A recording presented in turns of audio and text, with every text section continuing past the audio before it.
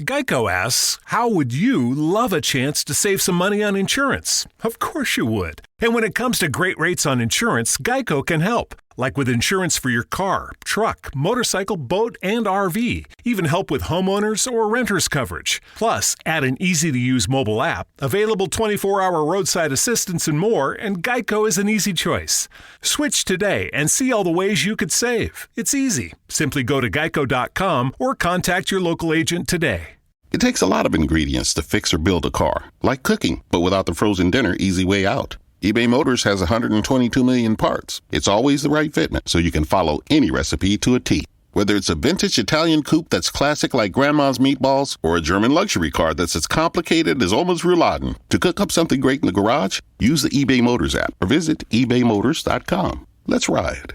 This podcast is a member of the Voices of Wrestling Podcasting Network. Visit voicesofwrestling.com to hear the rest of our great podcasts, as well as show reviews, columns, opinions, and updates across the world of wrestling. TNA is the best wrestling in the whole world. Oh, shit! It's Vince Russo! Oh, yeah, you could be king of these nuts. You know what I'm saying? I am the Heartbreak Kid, Shawn Michaels. Cousin. That's about some unadulterated bullshit! This is BS! This sucks! I've lost my objectivity, and I don't give a damn! Welcome everybody to You've Got to Be Kidding Me. This is the show where we cover TNA history 1 month at a time. This week we're talking about December 2003 in TNA history. I'm Garrett Kidney. I'm joined as always by my co-host Liam Jones. Liam, howdy. Howdy ho, neighborino. Liam, if we were at an award show together and you said something mean about my potential wife, I wouldn't punch you in the face. I would. It's disrespectful. I love the way this happened last night, and then I went to bed and woke up, and then I saw the discourse. You know, and hear my take on it, Garrett. Are you dying to hear my take? Sure, what's your take? My take is that they're both right. Like, Chris Rock is fully in the right to make that joke. It's what you do at an award show, and Will Smith is fully in the right to slap him in the fucking face for it. Because these things always have, like, the same news cycle. It's the same process of, there's the period where everyone makes jokes, which is the best bit. Yeah. That's when we peak as a humanity. When a large major event happens, and everybody rushes to do a goof on Twitter. Very good. Yeah. We all got, and there were some great ones. Then some horrible person comes along and he's like, well, actually, I think this is a meditation about violence.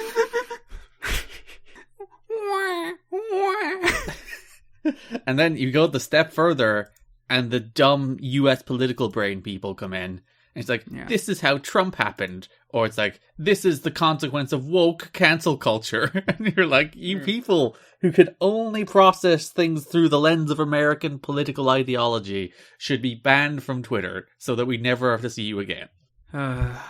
Yeah, it's a great goof, a great laugh. And you know, like, I don't know, let's be real, they probably like squashed the beef immediately afterwards too. Because there's a clip of Will Smith dancing to Getting Jiggy with It at one of the after parties. Yeah. He doesn't care. Yeah, they probably like had like a 3-minute conversation about how it went down and then moved on with their lives as extremely successful rich people. It's not like they had another brawl at an after party. Yeah, then you're like, all right, let's go. This is spicy. But yeah, no, you're caught up in the moment. My favorite video is the full video where it's like he laughs for a split second, obviously turns around to see Cheetah's reaction. It's like, oh, I have to hit this guy now. And then there's like the whole Chris Rock processing it. Oh, Chris Rock's great because my favorite part of like his reaction was when he's like, should I? He has like this moment of like, do I push this? Do I? Because he has like this he says it verbally. He goes, I could, and it's like he really wanted to just go in there. I think there's a bit of that thinks the way Will Smith punched him was a bit. Oh, at the start for sure. He also ate it. The chin on this guy. He no-sold it. Terrible. He would be a horrible pro wrestler if he actually appeared in TNA. The reason, of course, we're talking about this so in depth is that Chris Rock is a former TNA alum. Yeah. Will Smith maybe too. We haven't got there yet. Yeah, he went through that whole process of he tried to like, go with it. Then he saw Will Smith was actually mad. The first instinct and the instinct I respect was he immediately bowled his fist as if he was going to punch him back, and then composed himself because I think he thought, was this a bit that I wasn't a part of? And then he realizes Will is actually mad, and then he's just kind of stunned for a while. He was stunned for a second. No, he was angry for a second because there was that second where he's like, I can push this right now further and you're going to be the one who comes out of this looking bad. Then he swiftly turns to the, are we still going to do this? As he looks around at the people behind the stage to be like, do you want me to just pretend that didn't happen? And then the realization of, let's get this shit over with. Yeah, it's just like, I guess we're talking about documentaries again. The best bit, of course, would have been sending him out to read off Actor of the Year. And yeah, Actor of the Year. Fuck, it's Will Smith. He refuses to hand him the Oscar. Yeah, he throws the Oscar at him. It's like, bitch! It is amazing to see the what will be the most famous Oscar moments in our lifetime in real time. Yeah. You know, in 20 years, people are going to be like, remember when Will Smith punched Chris Rock at the Oscars? Yeah. He gave him the Inoki slap. Oh, the way he had his little hand up as well. That man is a man of the stage. He knows how to make a slap look good. Performer. Yeah. I never want to hear wrestlers give out about no-selling anymore, because Chris Rock just got punched live on television and no-sold it. So that means a wrestler can no-sell whatever they want. We can stop saying punched. My man didn't get punched. It's more dramatic if you say punched, though, Liam. Yeah, but if he got punched, he probably would have gone down. Although with that chin, who knows? He didn't even touch his face. Chris Rock didn't reach for his face to go ow, my face fucking hurts. He just kept composure the whole time. Maybe Will is too used to throwing staged punches. Maybe. There is the good photo of the little ripple, which is always fun when you watch someone get hit. Because that's the MMA thing. MMA people and boxers, traditionally, when they transition to pro wrestling, have absolutely horrible worked punches. Yeah, because they don't want to actually kill the person. So maybe it's the other way around, where it's if you were used to doing staged punches. Well, Chuck Taylor used to say that. He's like, he used to talk about how he was always deathly afraid he'd get into a real fight because he'd think he'd go up and work punch and go. So anything else going on? Since you've been asleep? Since we've last talked to our listeners 2 weeks ago, I suppose. Oh, God. No. I finished Elden Ring, so I'm free. There you go. I haven't started it yet, but I do have the burning urge to play it. It only took me 85 hours. It's a lot of commitment. You, as a content fiend, will love the amount of content in that game. I do love content, but I don't like a non-linear experience. So it's a real. I'm being torn in two directions. It's also hard. I don't mind hard games. Yeah, I thought you always get mad at hard games. I do. Yeah, you know what? Fair enough. Maybe I don't like hard games. I don't like easy games. I like a middle ground. I don't like to lose, but I like a challenge. I want to do it first try, but I want it to be a hard first try. Right. That's the perfect mix. That seems like a very difficult balance to get. Well, that's why game developers have to work 25-hour days. Just so they can satisfy your weird urge for it to be hard for you not to lose. Yeah, that's the perfect balance. So nothing else? Not really. We did Rain Takers episode 2. Oh yeah, I suppose we should talk about the Patreons. Yeah, we should do this at the start. This was when most people listen. Hey guys, go follow the podcast account. We're almost at 1,000. Well, we're not. We're almost at 900. Yeah, that's only 10% of the total that we have left. I guess. Yeah, we're at 90%. I'd count that as almost. I guess we are closer to 1,000 than we are not closer to 1,000. Closer to 1,000 than we are 700. So you can go follow us at TNA History Pod. But yes, a Patreon. You can go listen to our New Japan retrospective show on Patreon, which is on the $5 tier. And we're almost to 1,000 patrons. Yes, if we were, we'd all be able to quit our jobs and do this full time. Please. Everyone who follows us on Twitter should go pay us the highest tier possible. God, then we'd be swimming in it, wouldn't we?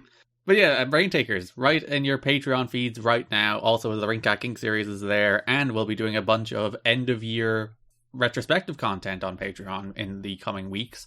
We're covering December 2003 in TNA, so we will be doing our end-of-year draft for 2003 TNA, where we take the TNA roster from the year that is 2003, put together our own rosters, and then put together a show, and then you can vote on who's the best. Mine was best last time. Suck it, Liam. Which means I get the first draft pick.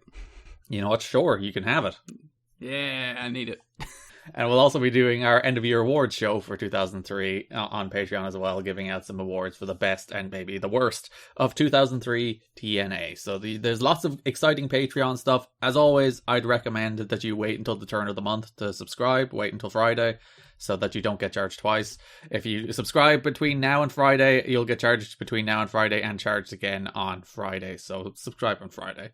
But go to patreon.com/kiddingme for Raintakers, for Ringcat King, for the watch along of NWA TNA pay-per-view number 75, the last show of 2003, will be there now as well as the show notes, which are 11 pages today of notes on the shows we're about to cover, including everything that happened, and all the news notes, and occasionally there's some notes we don't even get to, so there's like bonus content in the show notes. It's like a book chapter on the month of TNA that is December 2003. All of that, plus our star ratings, waiting for you at tnachad.com or patreon.com/kiddingme. 3 tiers. Very approachable for everybody. Go subscribe. 3 tiers for us. Hip hip. Hooray. Hip hip. Hooray. Hip hip. Hippo. Crit. Damn, owned. Let's go. Speaking of hypocrites. So yeah, let's start the news with the probably last Hulk Hogan update for a while, or at least last significant one. The House of Cards has come crumbling down. Hulk Hogan is not going to TNA. What? I know, it's a shocker. But Garrett, I was promised that he would be there in the asylum. He said it. He's like, I'm going to go to TNA because he has unfinished business and he wants to win the NWA title, and he got beaten up by Jeff Jarrett and he just never came back. Jeff Jarrett is just too strong a force, Liam. Yeah, I mean, I guess he's too scared of Jeff Jarrett. He got hit by a guitar with Jeff Jarrett and pussied out like a bitch. Yeah, it has to be that. He had to have seen how Jeff Jarrett ran through all of Jimmy Hart's soldiers. Mm-hmm. And he's like, oh, I can't go out there. Have you seen how Jarrett's killed everybody? I can't be next. He saw the hit list. He put the hit list on television, and literally the week later is when it's like, no, it's over, it's done, we can't do it anymore. Yeah, I assume that was like part of their like, all right, fuck you, man, moment with like, we're gonna take it as a we Jeff beat you. Yeah, which is kind of what they do, because on the December 3rd pay-per-view, there is a very throwaway line from Mike Tenay on commentary where he talks about how Hulk Hogan has not responded well to knee surgery and how his appearance in TNA will be postponed. And he even makes sure to emphasize that his international appearances have also been postponed because he was still on tap to do the Tokyo Dome. And even when Mike Tenay said that, apparently New Japan were still like, he's doing it, right? So when he's like, he's also cancelled all of his international bookings, that was news to New Japan Pro Wrestling too. Yeah. This guy, man. Well, to be fair, that's how they probably should do it, you know? They should claim it as Jarrett won. Try and get as much like heat from it as you can possible. Especially because this is like a considerable instance of having to save face. There will be another one of those this month as well. But like, the company bent over backwards for this guy. They removed Vince Russo from their writing team so that he could come in. Gigantic mistake, apparently. That's what we've learned from this. They made Jeff Jarrett NWA champion so he could come in. They turned Jeff Jarrett heel. They turned AJ babyface. Like, they bent over backwards. They had Jimmy Hart all over TV. They built the storyline for like 3 weeks. They continued to build the storyline even after he pulled out of the original Bound for Glory date. So this is a company that bent over backwards to appeal to bringing this man in. And then, like the news note, Hulk Hogan, after not returning calls from TNA for over a week, finally informed TNA that his knee was not responding well to the surgery he had last month and that he was cancelling all in-ring appearances until further notice. That meant TNA's plans to run a 3-hour Sunday pay-per-view in February were off, the second time they've decided to postpone a special pay-per-view because of Hogan's injury situation. Hogan's knee problems may well be as serious as he's letting on, but it's not stopping critics within TNA from saying, I told you so, regarding the decision to bank on Hogan and begin hyping him without contracts being signed. It's funny, like, this may be my own biases coming through here, but despite all this, I can't bring myself to, like, be like mad at TNA, you know? They took a big swing, they missed, Mm-hmm. It's more of a, oh, you guys, than a, you fucked up here. I don't know why, I can't bring myself to give them the slap on the wrist, you know? Because you can understand what they were going for, and they're in cahoots with a more natural heel that can take all the blame. Yeah, exactly. They had to give it a shot, you know, and it didn't work out, but I don't think they particularly lose much from it anyway, you know what I mean? Like, the changes they made weren't...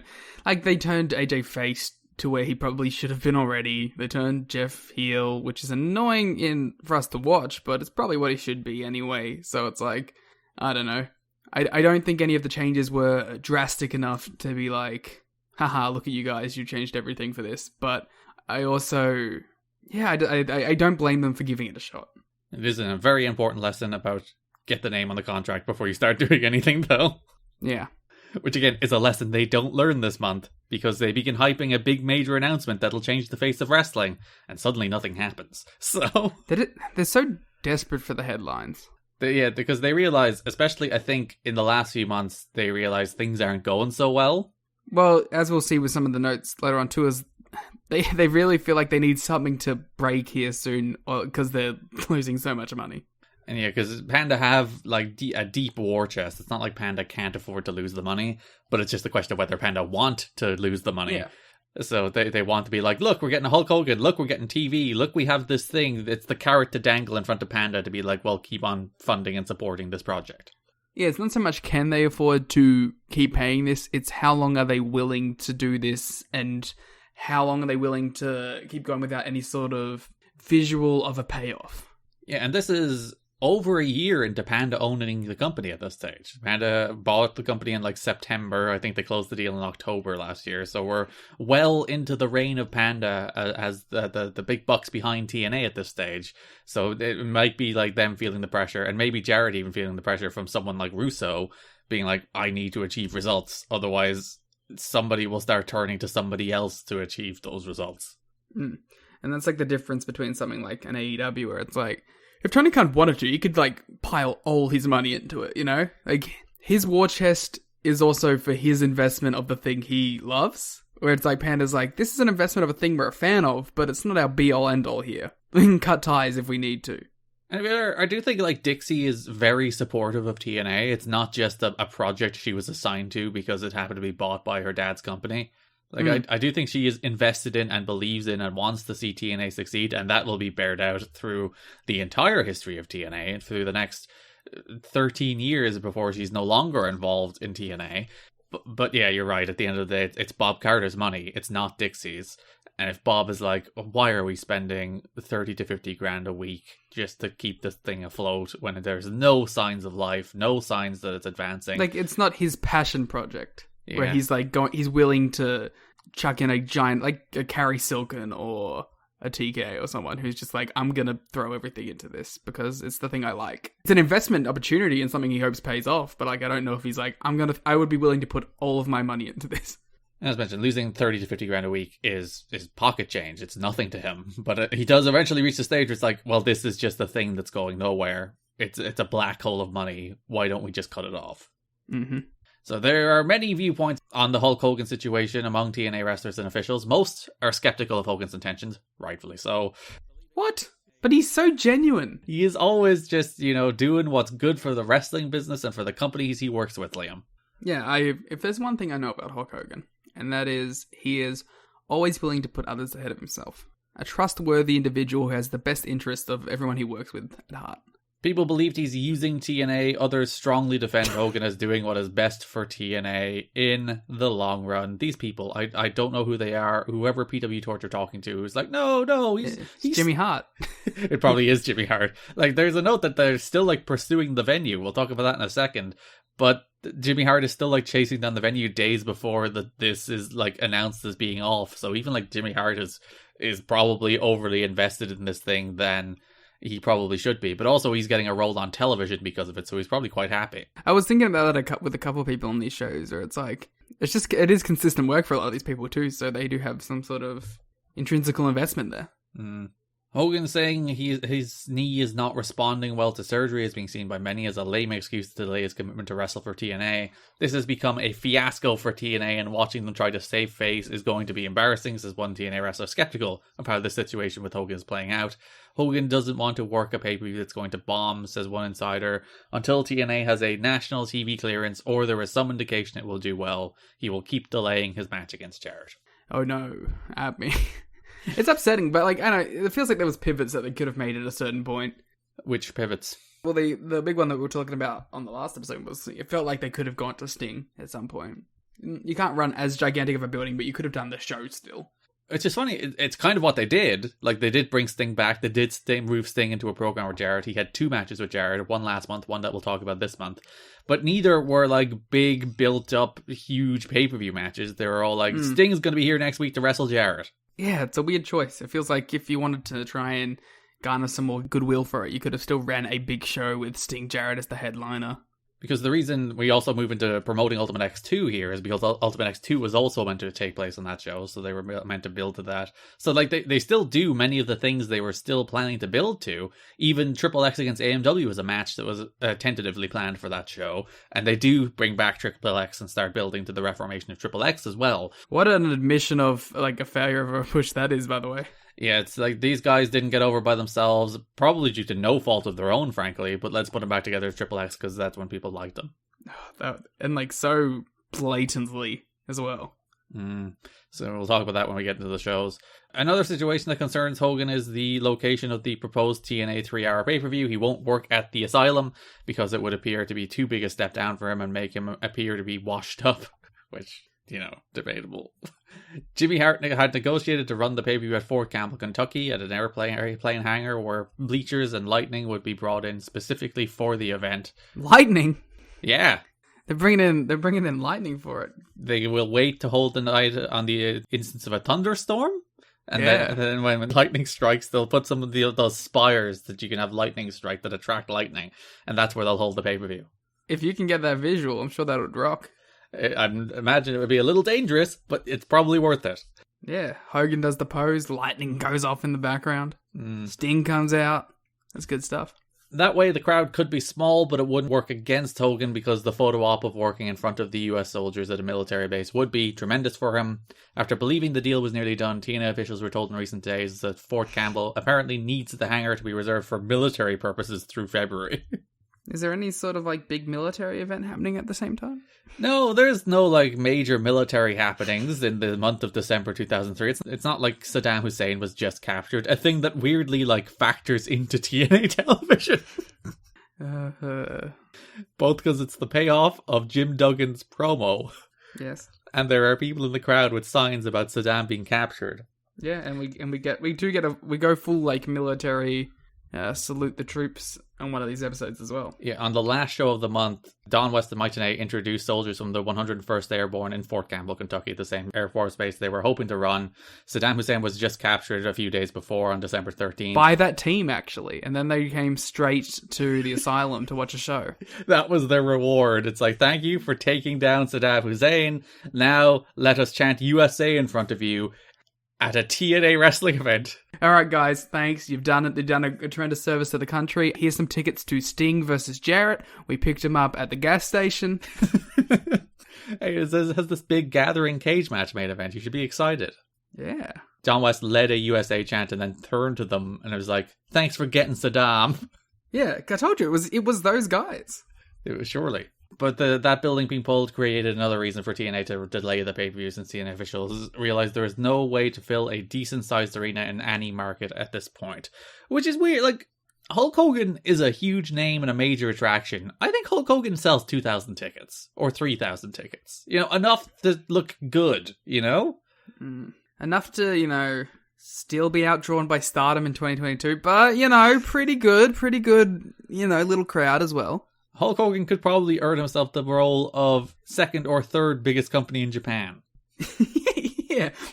Hulk Hogan would be the second biggest company in Japan. Yeah. I love the second company in Japan thing. It's so funny to me. Everyone arguing over who's runner-up. Yeah. And I like how that people... This is not the podcast for this, but there's definitely an interesting amount of like my team, you know, like from like Noah, DDT, Stardom, and Dragon Gate. Like all 4 of them have the like, I'm the winning team, guys. I've never felt that like that passionately about a company to be like, this is mine. I must ride or die with them. See, I've always felt that way about TNA, but also I'm always like, well, the shit things about TNA are shit, and for a very good reason, you know? Yeah. Like, exactly. Whenever I've had like a company that I've been really into, whether it be New Japan or AEW, I've always been able to acknowledge the things that I don't think are great about it too. But I guess, like, you know, when it's such like not a subjective, there's like actual factual evidence to support their claims, but when it's so close, I guess that's when like a bit of your protectiveness can come out. Yeah, because you take an attack on the thing you like as an attack on you a little bit, and you have to defend it. Yeah, I think everyone's been in that position before. Never. I exist in a sole position of objectivity. We're doing a podcast, which is basically you doing that. Hey, never mind. I'm just simply correcting the record and telling people what things they should be mad about and they are allowed to be mad about, and then the others which are not. Within a very specific set of parameters. Jarrett flew to Tampa for a meeting with Hogan. Face-to-face, Hogan told Jarrett he wouldn't be able to make the February date, but that he was still with them. When asked about WrestleMania 20, Hogan portrayed it as he and Vince McMahon had a different vision of the business, and both agreed they couldn't work together, describing his relationship with McMahon to a married couple who had been divorced 3 times. Which is basically, Vince said no, and Hogan's like, oh, brother, we had different visions of the business.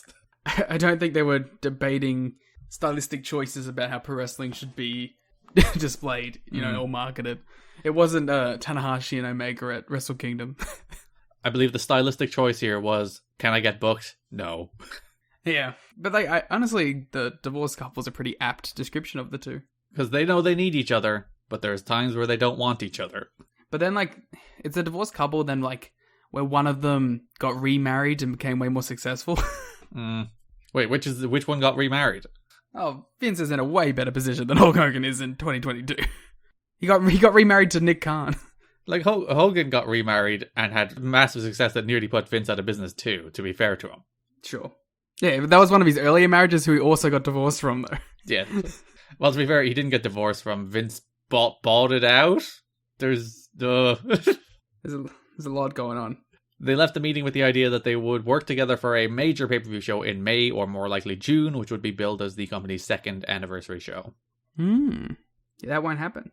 One source at TNA believes the Jarretts understand they are being played by Hogan to a certain degree, but are using that to their advantage at this point to keep TNA President Dixie Carter excited about the potential of a Hogan appearance. Yeah, they all know what's going on. Because, like, Jarrett's been in the wrestling business a very long time. He spent a very, very, very long time dealing with Cardis. Garrett, what is the last name of the 2 people involved here? Jarrett. Yeah, okay, end of conversation.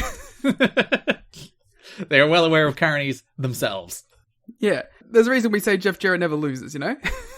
And Jarrett dealt extensively with Hogan in WCW, so like he's well aware of how Hogan operates. It's not like he's like, oh, I've been totally blindsided by this. Yeah, Jeff's an S-tier Carney. As you mentioned, there's just an extent of it's worth going for, so why not? And as you also mentioned in the last episode, it's not our money, so why not? Yeah, it's worth going for. We can build up some buzz on the TV. We can keep people happy, and it's not our money, so we might as well go for it at this point. We need a big break, and we should take all of the shots, even if, like, you know, you shoot 100 shots, 1 goes in.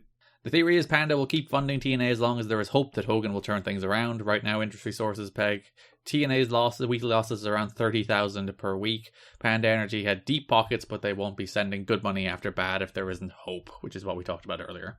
Yeah. And also, you know, the hotter a company is, the more they're going to be willing to invest as well. Like, if TNA does really well, they're going to be like, we'll send you more than what you need because you're flourishing and it'll help you build your next level. If you're doing badly, they're like, we'll give you what we're willing to give you.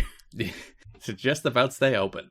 One of Vince Russo's most passionate conversations with Dixie Carter right before he was ousted from the booking position in favor of Dutch Mantel, which was done in order to please Hulk Hogan, who didn't want to work with Russo, was that she was being worked by Hulk Hogan. He predicted every move so far Hogan has made, and he told her that Hogan is going to do what's best for Hogan at any given time, without regard for what he said he would do in the past. The funny part of this is Vince Russo is saying this Probably solely to do what's best for Vince Russo and try and stop himself from being ousted by Hulk Hogan. Yeah, but he's also right. It's just a bunch of carnies trying to out-carny each other. Yeah, and the problem here is, like, while Jeff and Hogan are S-tier carnies, Vince is only an A-tier carny, so he's a slight step behind.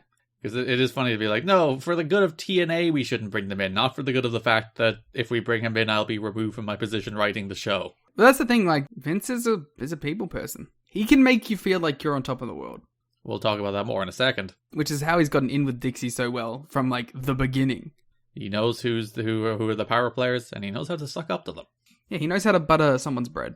A lot of Hogan's focus has now shifted away from himself and his wrestling career and toward his 15-year-old daughter, Brooke, and her singing career. I thought, like, that was all subtextual stuff. Lou Pearlman, who was the force behind the creation of NSYNC and Backstreet Boys, is really behind Brooke and sees a tremendous marketing opportunity for her. She would be marketed as Brooke Hogan, not her real name Brooke Bolea, because they do plan to publicize and take advantage of the publicity associated with being the daughter of Hulk Hogan. This is before Brookamania, this is before Hogan Knows Best. That wasn't until, I think, mid-2005. So you can see the seeds being laid for trying to make Brooke Hogan a thing all the way back here in November, December 2003. Was Brooke Hogan ever a thing? She... kind of... Yeah, she was a little before my time in the zeitgeist, so... Like, Hogan Knows Best wasn't a huge deal, but it was a reality show on TV, you know? It did well. I have the first season on DVD somewhere around here. I've never seen it, but I have it. I think it ran like 3 seasons. I've probably watched most of those episodes because they were on TV at the time, so I've probably seen them. Oh, are you ready for that Patreon series? The Hogan Knows Best watch-along? Yeah. 2 seasons, 43 episodes. I want to say it aired on MTV, but it aired on VH1. There you go. It's not bad. And also the spin-off Brooke Knows Best, which I've seen none of. I'm aware of Brooke Knows Best. That also got 2 seasons. Wow. God, anyone can get a reality show. That's the classic, like, Disney Channel format, isn't it? It's like Hogan Knows Best, and then the small character spins off into their own show. Brooke Knows Best. We have Sam and Cat. There's apparently 4 seasons. Why does it say 2 seasons at the top and 4 seasons at the bottom? Do they count the first 2 seasons of Hogan Knows Best as part of the run? Because there's a 7 episode season, 13 episode season, 12 episode season, and 10 episode season, apparently. Wow. Airing basically 6 months apart or 3 months apart, depending. God. I'm sure all the fans were devastated when it was cancelled. I love the cast for the show because it's Terry Hulk Hogan, Linda Hogan, Brooke Hogan, Nick Hogan, Brian Knobbs. Does Bubba make an appearance? Probably. I don't know. Shorty shows up and gets punched in the face by Mick Foley. Yeah, that's in the show. But yeah, that's enough on Hogan Knows Best. That's honestly enough on Hogan in general. Yeah, and we'll never have to talk about him ever again. At least not for a while in a major way. Did Brooke Hogan release music? Yeah, she was a musician. Really? That was the whole thing. She wasn't a reality show star or an actress. She was going to be a musician. Wait a minute. As I run to Spotify. How did you not know that she was like the idea was she's going to be a music I'm star? sorry, I don't keep up with Brooke Hogan. Yeah, you should. I know that she was like gonna marry Bully Ray. Yeah, she'll be a very important part of TNA television when we get to it in like 9 years. Yeah, she's got a few albums. Yeah, she's an actual musical artist. I've never listened to a single Brooke Hogan song, but okay, she has 2 albums. 2006's Undiscovered. Still remains undiscovered, some would say. By 2009's The Redemption. Because Undiscovered was so bad. She released singles in 2017, 2018, and 2019. Just keeping that music career ticking over. Would you like... Here's a fun game, Garrett. I'm going to give you an over or an under of monthly listens on Spotify for Brooke Hogan. Oh, God. So her overall number for... Yes. All of her songs combined. No, per month. In 2022 of March, how many times does Brooke Hogan get listened to? I'm going to go... No. I'll give you a number. You tell me over or under. Okay. 35,000. Oh, God. You picked a very... my guess there was going to be 75,000. So I guess I'll go over? It is over. Oh, well, good for her. 53,000. That is better than this podcast does, but only by a little. That is like only a couple more than the Patrons we have. I think you should go to tnachat.com and subscribe to our Patreon on April 1st so that you don't get charged twice. And make sure we have more patrons than Brooke Hogan has Spotify listeners. Yeah, we need more monthly listeners than Brooke Hogan. At the very least, go to Spotify, give us a 5-star review, which we actually have a decent number of 5-star reviews. We had like 14 of them last I checked on Spotify. Wow, I have never seen any of our reviews. It just gives us a star rating, so we're doing well. People love us. Can I review? Yes, you should. Oh, I'm going to do it right now. To put us over. I just rated it. Wait, we have a 4.8, Garrett. Yeah, we have 13 reviews and we have 4.8 rating, which is nearly all 5 stars. If you're that person who didn't rate 5 stars, you're a real son of a bitch. Listen, 4 stars is a good rating. Yeah, I need to know why. It would be 5 in the Tokyo Dome. It was because of that bit you did about not liking the War Games match. It got dragged down to 4. Damn. We have now hit 4.9. Oh, well done. Thank you. Watch it go down to like 4.5 after everyone goes and does it now. How dare you tell us to go review on Spotify to beat Brooke Hogan? Oh, you want me to review? I'll review. So yes, that is all of the Hulk Hogan drama, the entire Hulk Hogan saga. I'll put all the clips together and put them on YouTube as like the full Hulk Hogan saga. But yeah, Hulk Hogan's not coming to TNA. Yet. Yet, indeed. That ominous yet. Go listen to Monday War Games. Yeah, that's on Patreon. You can already, we covered the entire first few months. The first few months of the Monday Night Wars, head to head with it, Raw and TNA. So that's there. TNAchat.com. The only time I will ever consent to reviewing WWE. Yet. Oh no. TNA officials are working on getting clearance on WGN, an early Saturday morning time slot that would cost them $50,000 a week. That would require an increase in weekly buys for their $10 pay-per-views of $6,000 each week to justify the expense, since TNA sees only about $5 per order. For promotion drawing between 8,000 and 20,000 buys per week over the last year, that's a huge expectation. The early Saturday morning time slot is aimed at kids, not exactly the demographic TNA is chasing at this point with their product content. So, TNA are trying to get TV. This is a thing we'll talk about more and more into 2004. And for the rest of its run. That's true.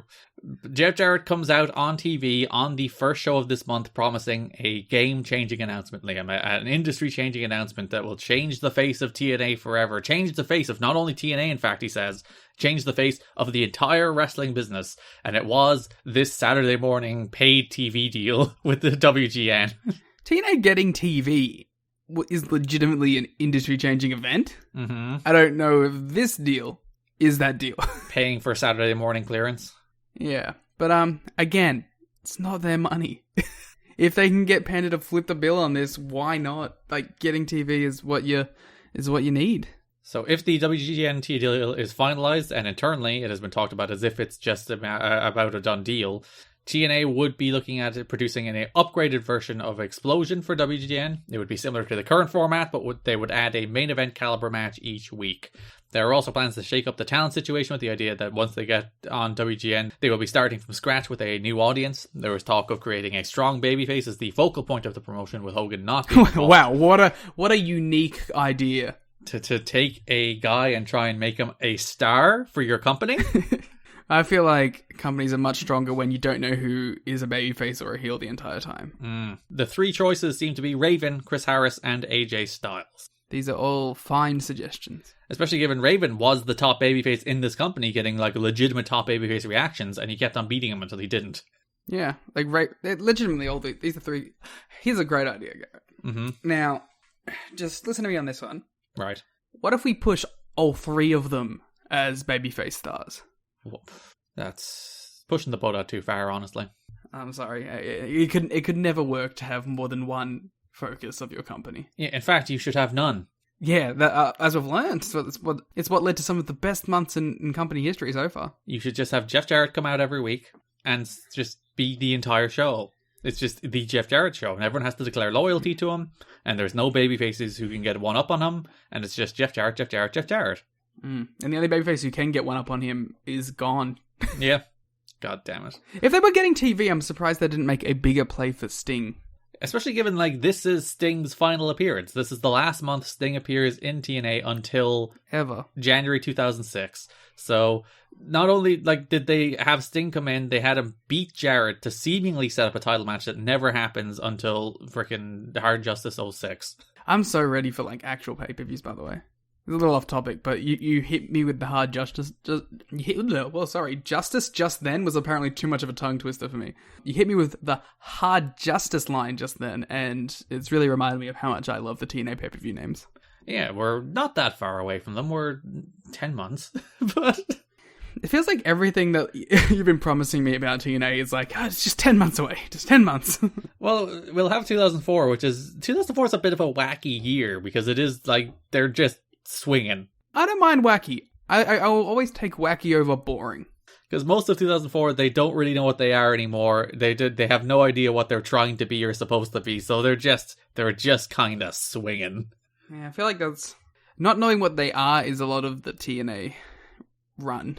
Or at the very least, having two conflicting visions of what they should be. Yeah. Or trying to be something else. Or being ashamed of the thing that you are. Which is why are so many Major League Wrestling companies ashamed to be what they are? I was literally thinking about this the other day, that there is, I think, no industry that has a greater shame of the genre of entertainment that they put out than pro wrestling does. That you see all these companies try to run away from being pro wrestling instead of embracing being pro wrestling because it's a really cool genre of entertainment. When, I hate to be the AEW fan podcast. Oh, the real home of professional wrestling, is it, Liam? Yeah. I've just, that's what's so pleasant about it. It's hey, we like the thing we are. Yeah, and every good period of TNA, it's just we're not trying to do Attitude Era shite. We're not trying to be sports entertainment. We're not trying to chase WWE. We're not trying to be WWE as it's happening. Yeah, we're just being a wrestling show. And then they're good. Yeah. Jerry Tweet, age 36, known as The Wall in WCW and Malice in NWA TNA, died in Japan this past weekend. He died on December 6th. He wrestled under the name Gigantes on Friday night for All Japan, then was found dead in his hotel room Saturday afternoon just before he was scheduled to return to the US. La Parca and Nosawa had lunch with him earlier in the day. La Parca went to his hotel room to say goodbye to him before he left Japan for Mexico and found him dead. His body was taken to a local hospital where he was officially pronounced dead. He was 36. The preliminary cause of death ruling is acute cardiac arrest. His body is being transported from Japan to the United States. In his final match, he teamed with Bull Buchanan and Justin Credible against Tomoaki Hanma and Kazushi Miyamoto and Nobutaka Araya. Araya, yeah. So the Wall passed away. Malice passed away. Yeah, it's a sad one. Someone that was such a real highlight of the first year of NWA TNA. Yeah, and one of the more pushed acts. He main evented the first show. Him against Ken Shamrock was the end of that gauntlet match, where Ken Shamrock beat Malice to become the first NWA champion of the TNA era. So he was a really important, integral part of early TNA. The Wall is one of the funnier memes in the history of pro wrestling. The Hulk Hogan, "That's the Wall, brother," pointing at the wall in a building, freaking 2 miles across the road. A very good moment in wrestling history. So yeah, and he was a good wrestler. He was a good big man. Yeah, obviously his choke slam that blew up the building. Yes, that had the giant gunshot noise when he chokeslammed, I think it was Mark Briscoe. Yeah. Yeah, Malice has been such a fun run in this career, and obviously 36 is insanely young. Mm-hmm.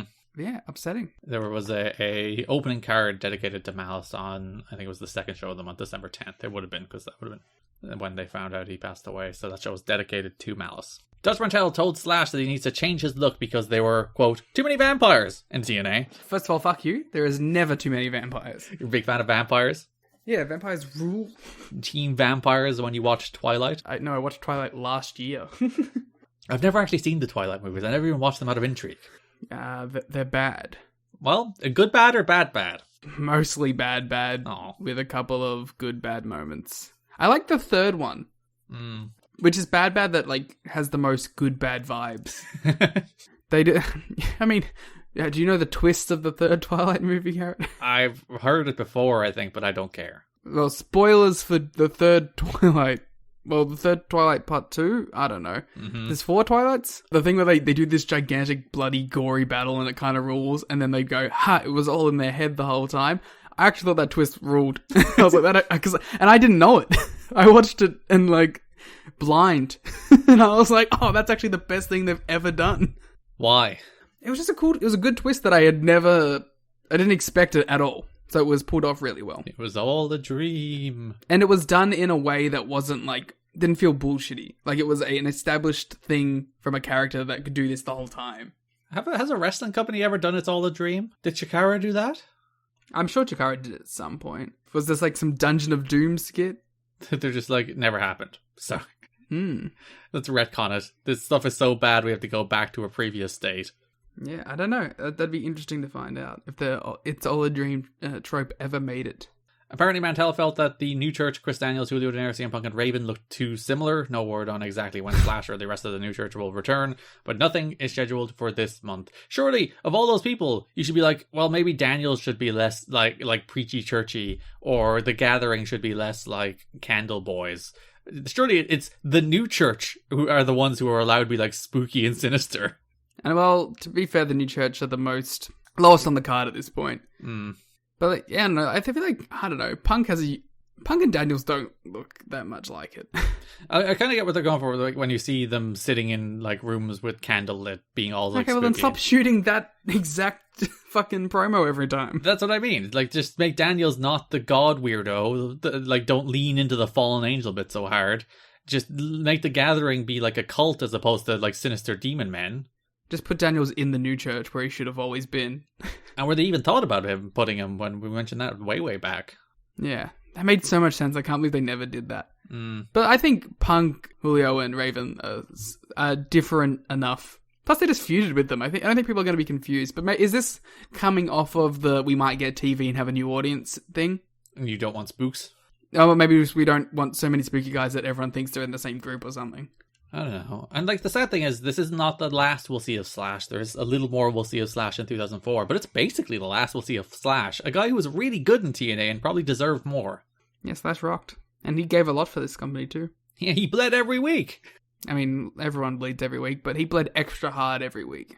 ECMO Fatu just finished up his first tour with All Japan over the weekend. Working in Japan probably won't help his standing in TNA since it's fairly well known the company doesn't want to invest in wrestlers who work frequent tours. ECMO was not seen this month. I don't think he's seen again until a random Alex Shelley match in I think August 2004. The Liam offer match. Yes, ECMO Umaga against Alex Shelley. It doesn't get much more me than that. Interesting, we also didn't see Siaki this month, so ECMO, like working All Japan, took Siaki off the show too. To be fair, not a missed act. Yeah, Trinity wasn't there either, though. And Trinity rocks. But yeah, I'm not exactly pissed off that I didn't have to watch ECMO and Siaki tag matches this month. A story that hasn't been detailed yet concerning Jerry Lynn. He showed up in Nashville before a pay-per-view since his last in-ring appearance and loudly complained to everybody about how unfairly he felt he was being treated. He had agreed to virtually everything asked of him, having moved to Nashville based on one pay scale and then agreeing to take a 40% pay cut, only to have management not get back to him and get a deal ironed out. He said he felt he was lied to, that negotiating tactic, if that's what it was seen as publicly showing up management and didn't help him with his cause. Pay my man, what the hell? Yeah, I'm Team Jerry Lynn here. Tell him to get fucked if they're fucking you around. Yeah, I mean, as long as you're willing to accept that you probably won't get the deal you want by doing this, like, sure, burn it down.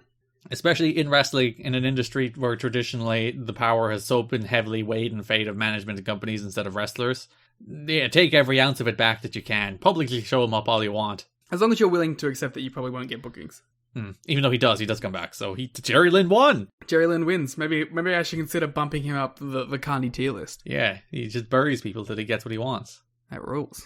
Speaking of, many wrestlers miss Vince Russo because he had a knack for making everyone from the top to the bottom of the card feel like $1 million. Even those who think he was a fatally flawed booker agree that he was better for morale than the current booking structure. Jarrett and Mantell have a policy of making wrestlers feel totally expendable as a way to get their asking price down. The belief seems to be that only a few wrestlers currently being used actually make a difference in the buy rates, and with a tight budget and weekly losses of $10,000, that leaves everyone else without bargaining power. Sure. Here's the thing. If you're the booker and you believe only a few wrestlers make a difference to buy rates, that's your fault. You know who has the power to change that? You know, has the power to turn Chris Sabin into somebody who could potentially make a difference for buy rates, or has the power to turn AJ Styles or D'Lo Brown or America's Most Wanted or all the... Listen, and just a crazy idea here. A CM Punk. You got a bunch of guys here that you could give a shot to. Now, Julio De Niro's the real star of the gathering. Honestly, I'd try both at this point. Why not? Sure, this is the month they do turn them, so they're doing what you want. Yeah, we'll see how it works out. They're like, if only a few people are contributing to buy rates, maybe you should try and make the people you have bigger stars, huh? Yeah. Ugh. I feel like that was kind of like always a recurring issue where it's like, instead of trying to make our guys the draw, it was, let's look for the next draw we can bring in and see what happens. And it's like, no, just try the guys that you have. Put effort and power and money behind them. And then what will actually happen is you'll get cases like Christian being like, I want to go there, work with AJ and work with Joe and work with all these young, exciting, fresh wrestlers, instead of being like, I'm going to get Vader to come in to pop a buy rate and he won't put anybody over and it'll be for like the net negative of the company, even if he does do a good number on one night. And like, I feel like we have this discussion all the time now where it's like, they're just getting the WWE guys, but it's like, there's a difference between getting WWE guys just because you're desperate for anything and picking and choosing legitimate talent that will make a difference. TNA having Orlando Jordan, like big league Christopher Daniels, before Christopher Daniels goes on to lose to Val Venus, is what drove fans away from TNA. Yeah, it's like Jeff Hardy, obvious. Kurt Angle, obvious. The Team 3D, obvious. But there's a level of like, and like even if they're young enough and they weren't stars, that's all you can give them a shot to, because why not? But it's when you're desperate and you're like, I need mid-carter 3B from SmackDown. It's like, let's get the Bashams on the show. It's like, why? Who knows? And then they can beat AJ on TV in 8 minutes. Well, Shannon Moore show up and start punking out AJ, because why not? Yeah, that's when it's... I mean, this is, this is territory we will cover consistently, I'm sure. One story making the rounds is that Vince Russo has told Panda officials that he will not return to the creative process as long as Jeff Jarrett is involved. Russo has been telling people that Jarrett never bothered to call him when he made the decision to remove him from the creative team to pave the way for Hulk Hogan coming in.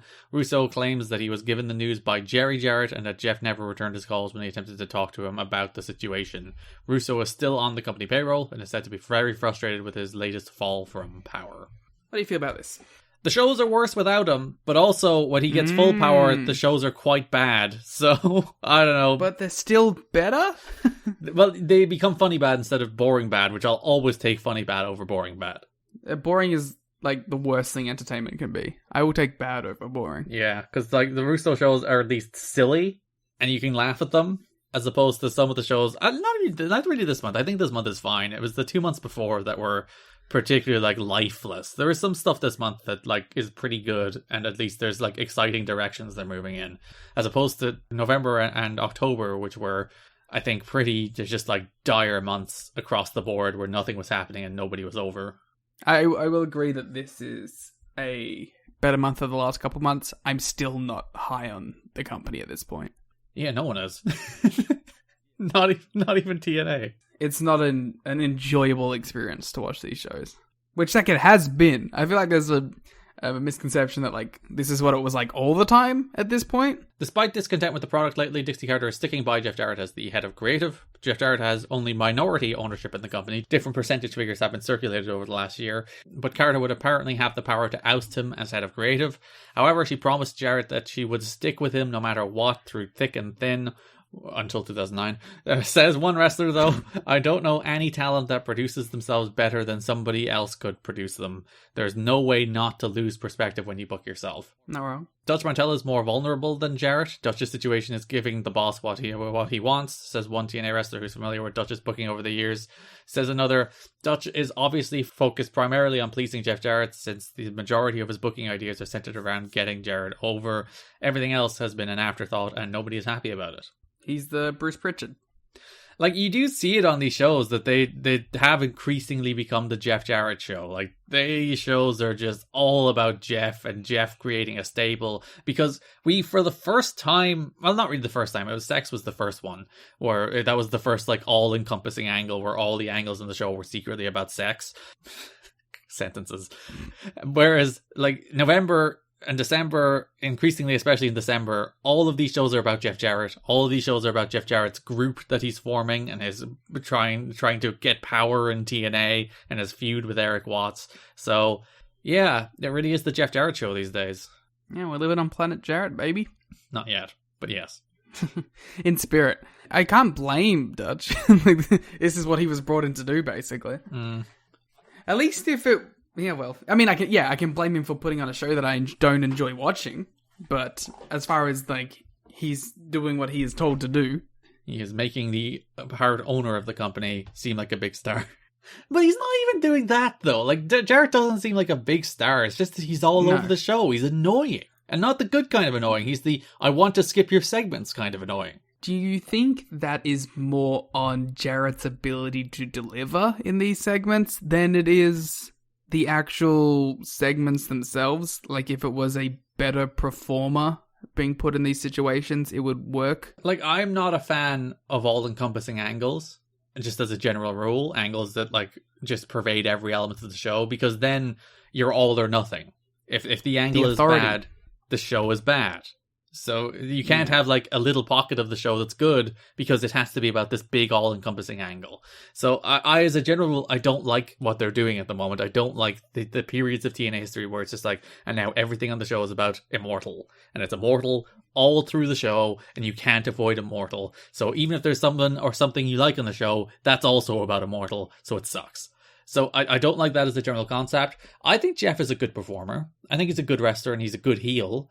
So now that he's being booked as the top heel, where literally everything's about him, and he's just unbearable, I think it's just overexposure and bad writing.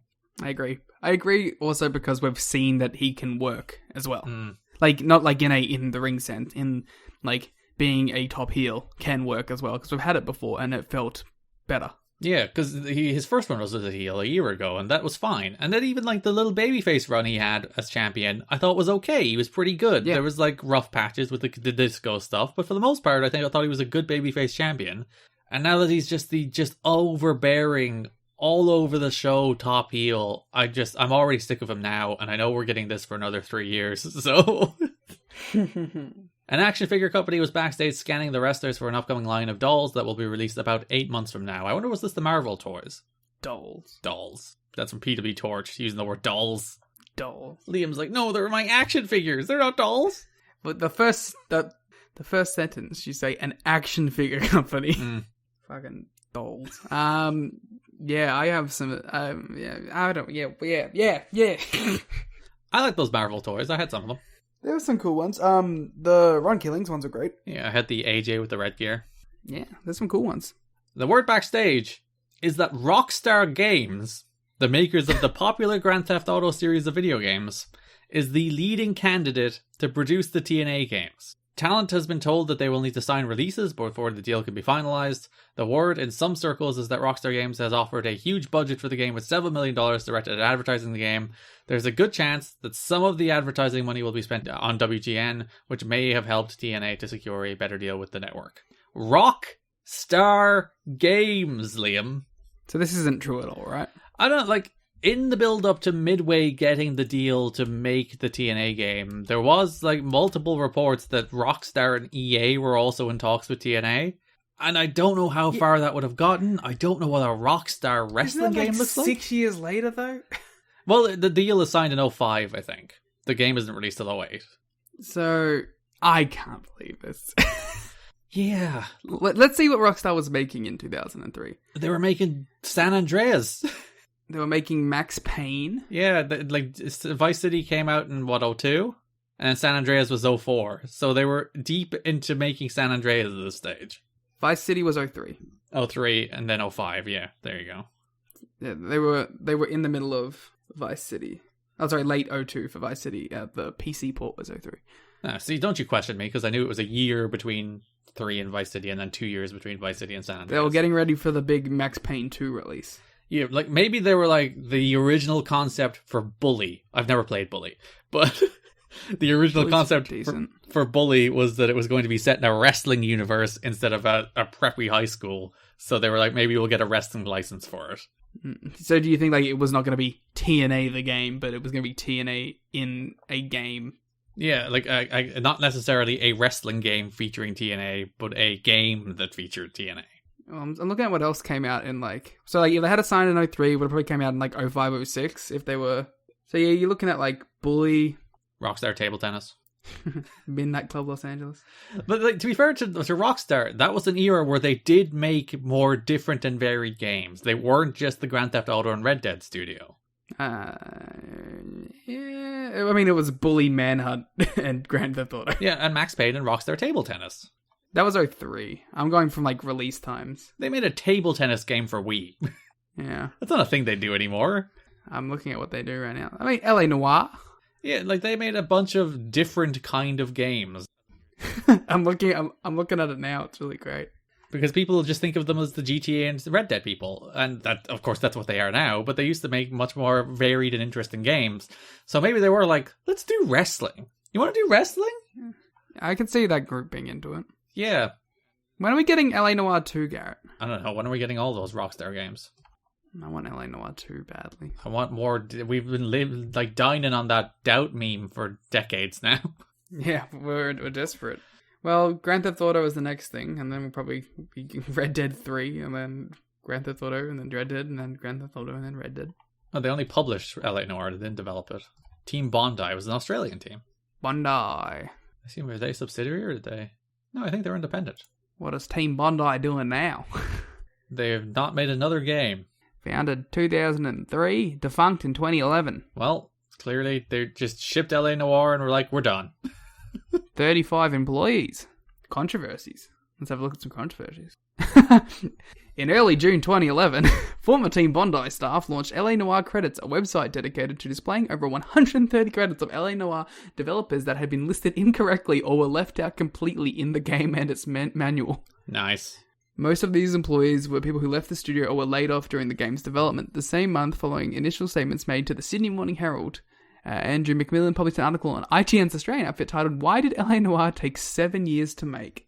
To which he quoted 11 anonymous former Team Bondi personnel on the studio's managerial style, the staff's turnover rates, and the working hours and conditions. Seems to be a constant theme with Rockstar. Not just Rockstar, video games. Isn't it nice how video games never change? And there's just constant stories of bad management styles, egos, and freaking horrible working hours. That's fun. That's nice.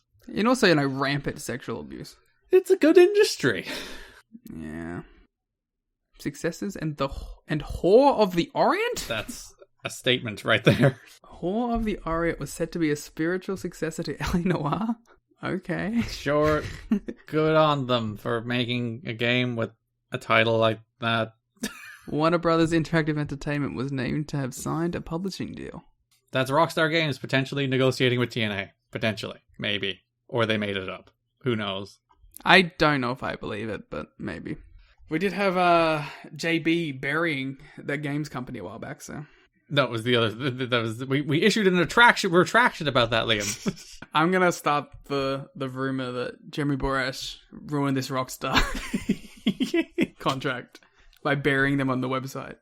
Speaking of Jeremy Borash on the website, Jeremy Borash wrote in his Borash report last week a few tidbits about wrestlers' strange quirks. He says the first thing Jeff Jarrett does in a hotel room is rip off the comforters, since those are rarely washed, unlike sheets, which are washed between guests.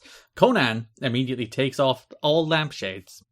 Why? I don't know. I mean, I get the comforter one. I don't get the lampshades. Maybe he just wants the raw light to hit him in the face. Well, maybe he smacked it raw, and he wanted some more. God damn it. CM Punk and Christopher Daniels entered a boxer shorts hot tub contest at Hurricanes in Nashville. Daniels won first place, Punk second in a field of 10. Do you think they just wore their gear? That would be funny if they did, yes. Because Daniels could definitely get away with it. Like, Punk's are a little more basketball, but I think they could work it. No, Punk, those are shorts. That's where Punk actually made the transition to tights for this hot tub contest. Who would you vote in a Christopher Daniels CM Punk boxer shorts hot tub contest in 2003? You see, I personally would lean toward Punk. Yeah, me too. Punk's definitely... I would understand why Daniels would probably win like the mass appeal vote, where he has that more like jacked physique, so he probably looks better in boxers. Also, I think he would have like a model frame. But Punk's a bad boy. What can we say? Yeah. Easily swayed. So to the average person, I think Daniels is a more conventional boxer shorts hot tub contest winner, as opposed to Punk, who is like, he's more the alternative choice. Yeah, I think Punk would have, if like even like these exact era of them were placed later down the line, Punk would have won. But 2003, I think Daniels has got a safer chance. Here's a fun note. The company started a video-on-demand experiment on its website. They're charging $6.95, and you can watch any show the company has put on up to the past 45 days. It's pretty good. The most recent shows can't be put on due to contracts with In Demand and or DirecTV. There's apparently a maximum of 6 hours that you get to watch the show to prevent people from sharing passwords, and there were 400 orders in the first 3 days or so. It's pretty good. Video on demand in 2003. The most influential company of all time, Garrett. Honestly, if there is anybody out there listening who used that video on demand service, I'd love to know what it was like. Because there's no like screenshots or anything. There's no like, obviously it's 2003, there's not a YouTube video of someone looking at the website.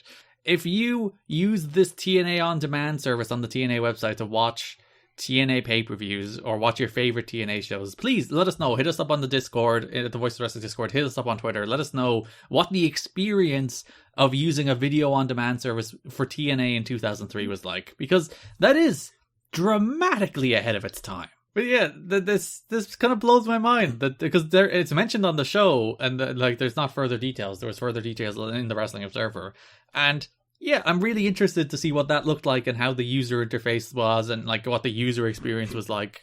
So yeah, if you're out there and you did order a TNA on demand pay-per-view back in 2003, not the 2009 website, 2010 website, which TNA did have a TNA on demand website, which was more in the conventional window of people trying to launch in demand websites.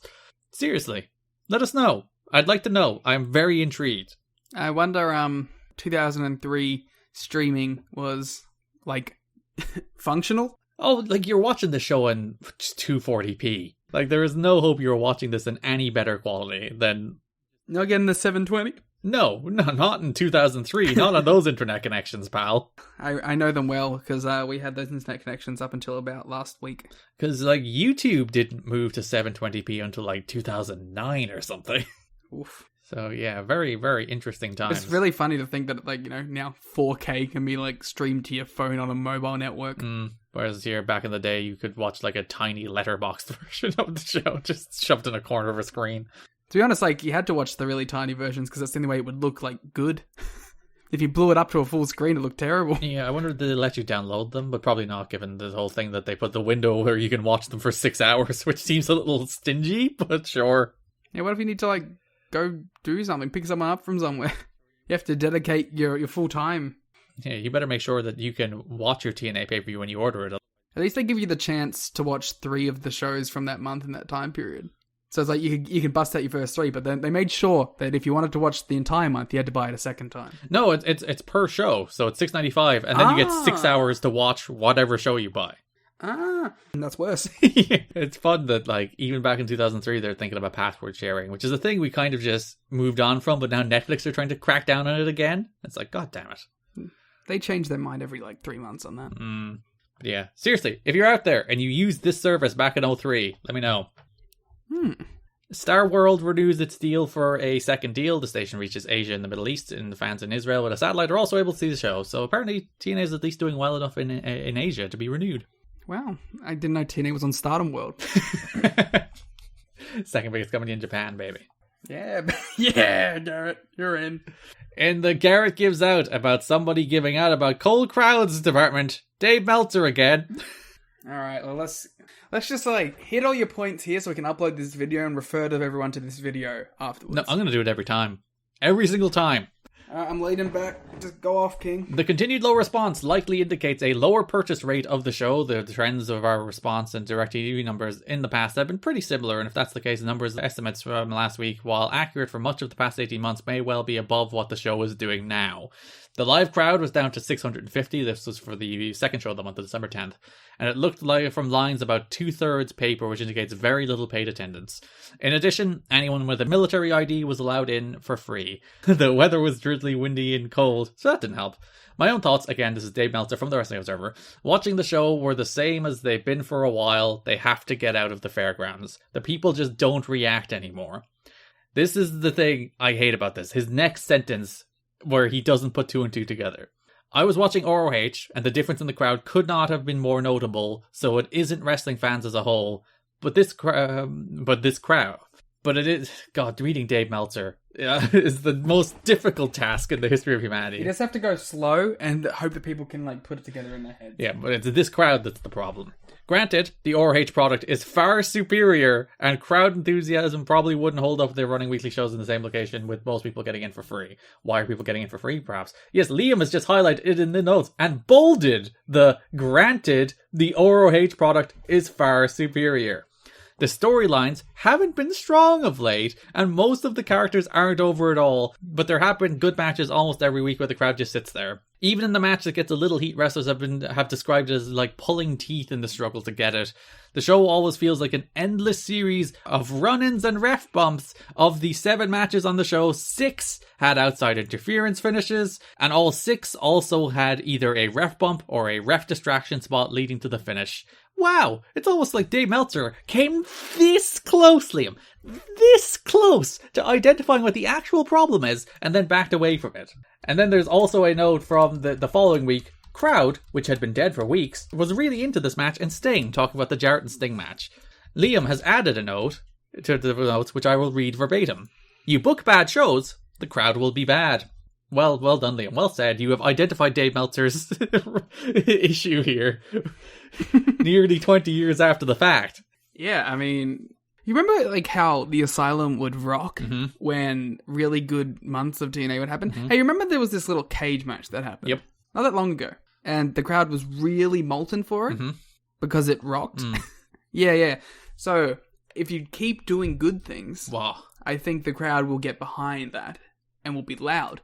But if you do boring things and the shows have a lot of boring and bad booking, the crowd will get sick of it and won't be into it. That's a shocking and revolutionary thought about pro wrestling. Yeah, so, need to get out of that impact zone.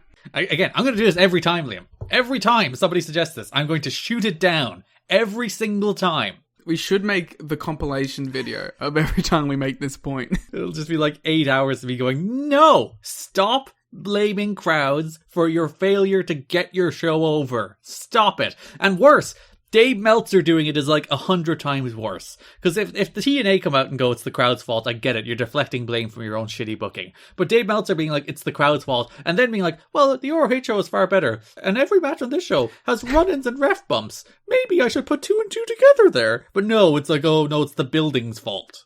I do love this. Like, I was watching Ring of Honor, and the crowds were going nuts. It must be because they were going to all of these towns where there was 300 to 500 people showing up, and not the fact that the shows were just rocking. I hate this talking point. I hate it with every fibre of my being. And as I said, every time.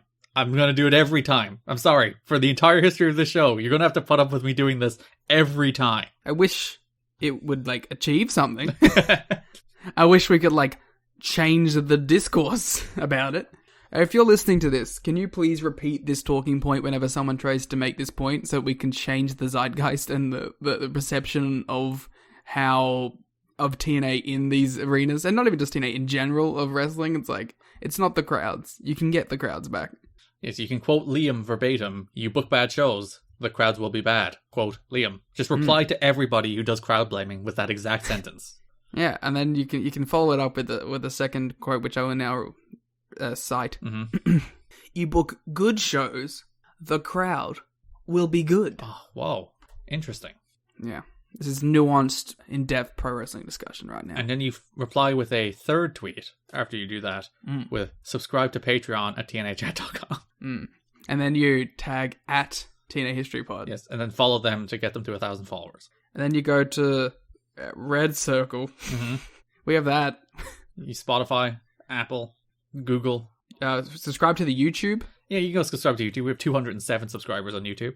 We're chugging along. Send those YouTube clips to people. Good retention rate. That's what we got. We got that. Yeah, you like that? Huh? Sponsors? All right, that's the news notes for the month. A very long news section. Yeah, I think it's going to be longer than the review section. So that brings us to the broad topics for the month that is NWA TNA in December 2003. We will start with, not the world title scene, let's start with Raven and the Gathering. Yeah, the most fun part of these shows. Yeah. Which is like, I feel like we've been saying Raven, the most fun part of these shows for the last like 8 months. Yeah, because consistently Raven is always siloed off in his own little story. Fair enough, this month he's reorbiting back into the Jarrett world because they're building back to that again. But Raven is always just off doing his own thing, having good matches on good shows and telling decent... Like, he's working with the red shirts this month, so it's not great. But it's better than nothing.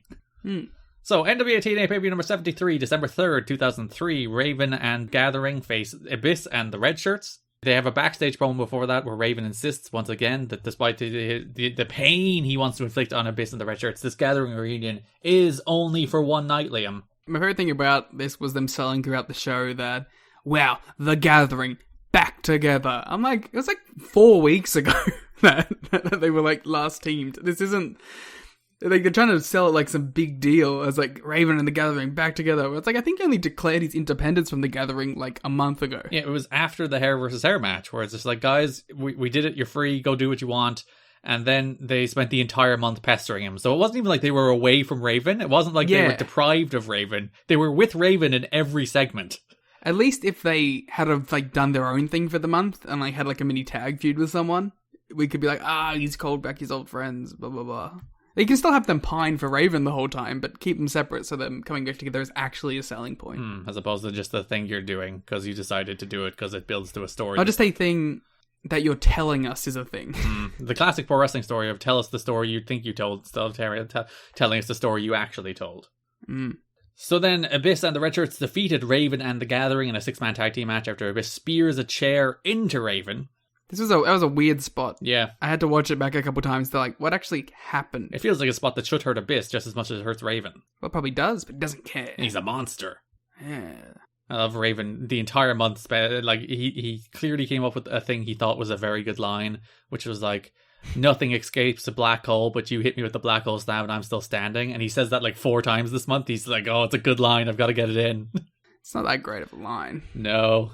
Abyss and the Red Shirts go back and forth with the Gathering a couple of times trying to take out Raven, but the Gathering eventually run them off. Sweet. It was a fun little match. There's a lot of weird little segments like that this month where it's like, it's not a clean Gathering attack and save, you know? It's more like Abyss tries to take out one, but then someone else comes in, but then they're taken out, but someone else comes in, and then it looks like they're going to beat them down, but they make their own comeback. And it's like, okay, I don't know. I don't mind the Red Shirts like, all right, we're just going to beat up people until we know what side you're on. It's a fun little thing.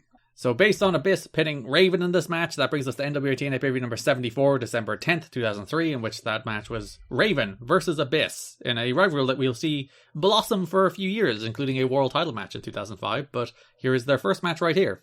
I'm more looking forward to these later matches. Kind of disappointed by this one, but I was also like, I know that we're going to get probably better ones at some point. Yeah, it had a DQ finish. And this is a reoccurring theme in this month and the previous month of TNA in particular, where it's like, what causes an actual DQ is very confusing.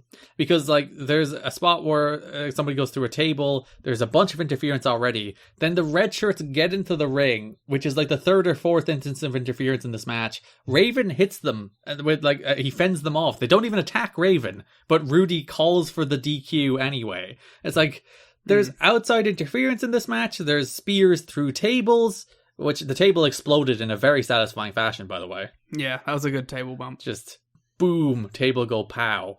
And like this match was built around Abyss doing bear hugs for some reason. He's a bear hug guy now. Geico asks, how would you love a chance to save some money on insurance? Of course you would. And when it comes to great rates on insurance, Geico can help. Like with insurance for your car, truck, motorcycle, boat, and RV. Even help with homeowners or renters coverage. Plus, add an easy-to-use mobile app, available 24-hour roadside assistance and more, and Geico is an easy choice. Switch today and see all the ways you could save. It's easy. Simply go to geico.com or contact your local agent today. Yeah, I like the bear hug. He's just hugging Raven. Who doesn't want to give Raven just a nice hug?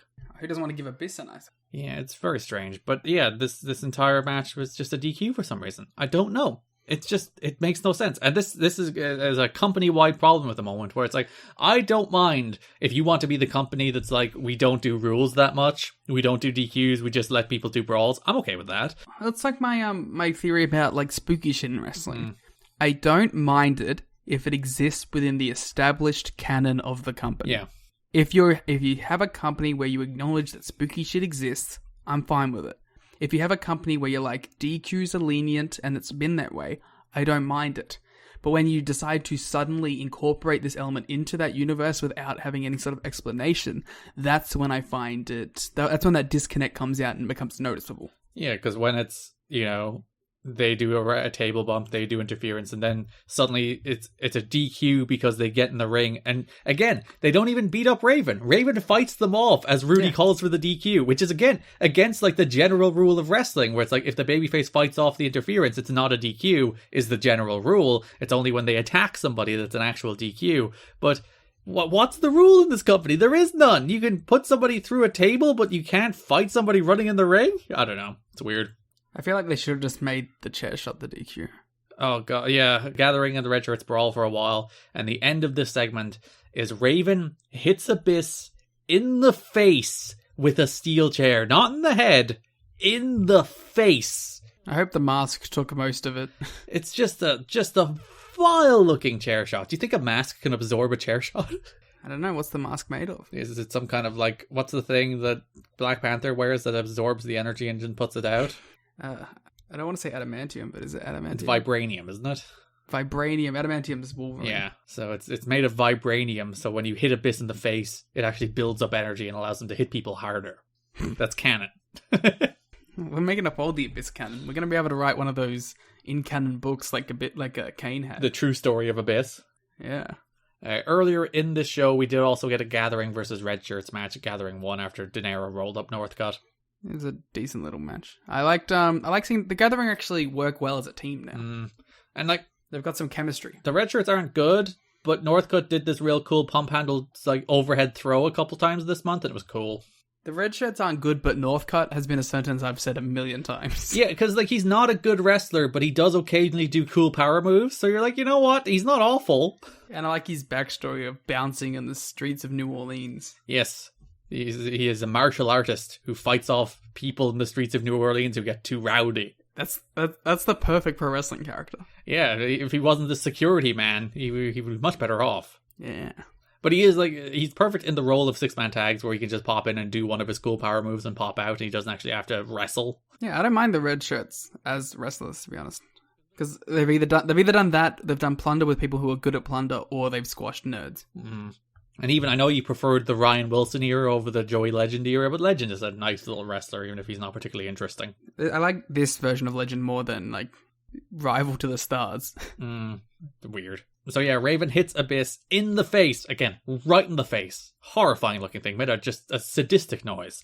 Right in the face with a steel chair, and then he made a challenge next week for a steel cage match. Ooh. Then Don Callis later accepted the challenge. There's a note about Don Callis. Wrestlers are mockingly referring to Don Callis as Butthead because of his resemblance to the character from Beavis and Butthead. That's rude. You know what, though? I see it.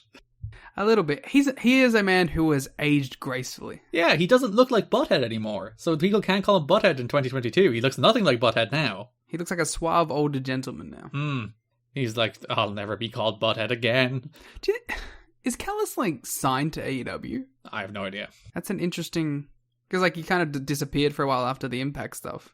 And then, like, he's back, though. I assume he'll be back when Kenny's back. But Kenny will probably be coming back as a babyface. So Don with them? Maybe Don brings in someone else? Maybe Don is, like, Jay White's guy? That would be an interesting choice. Interesting. So, because, I just think it makes sense, like, to continue the theme of Jay White being the guy who, like, replaces Kenny. Callis is said to be taking these butthead comments in his stride. Although Callis had a lot of locker room heat during his run-in with WWE, he was well liked in ECW and is also popular in the TNA locker room. Hey, Don Callis, you're also popular with me. So yes, Don Callis accepts that six-man tag team challenge for the next week, which is our main event of NWA TNA pay-per-view number 67, December 7th. The Gathering and Raven face the Red Shirts and Abyss inside a steel cage. Earlier in the show, there is an interview with The Gathering and CM Punk where Punk says that he and Julio are there to make sure Raven gets what he deserves. Now, in the context of that promo, it of course is to suggest, because if Raven wins this match, he will face Jeff Jarrett for the NWA title on the January 7th pay-per-view. So in the context of that promo, it's the world title shot he deserves, of course, Liam. but perhaps he has an alternative meaning. I like to imagine that Raven's so, like, narcissistic that he's like, yeah, I will get what I deserve. And he didn't go, huh? Wait, what? You're not going to betray me, are you? Nah, that'd be silly. Punk, they're so devoted. There was a moment in this promo where Raven lost the thread of his promo. He started a line and then shifted to another.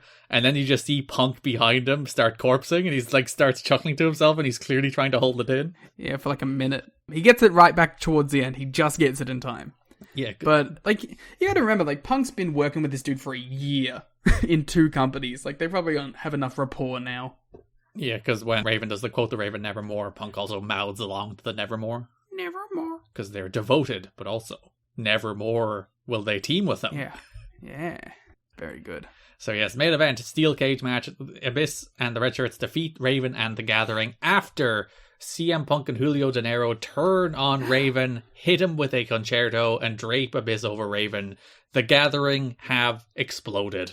I mean, I never thought this would happen. There was no foreshadowing here. To be fair, like this is one of those where it does make perfect sense that it's like they're thoroughly devoted to Raven. They loved him. They wanted to do everything for him, but Raven spurned that love unless it was convenient to him. So like, they're perfectly in their rights to turn on Raven. Hey, Raven's in the wrong here. You just wanted to use us when it was convenient to fight Abyss and the Red Shirts. You didn't care about us. You don't want to be our friends. And if you want to bring it right back, he was also physically and mentally abusing them. Yeah, he shoved bleach down Alexis Lurie's throat.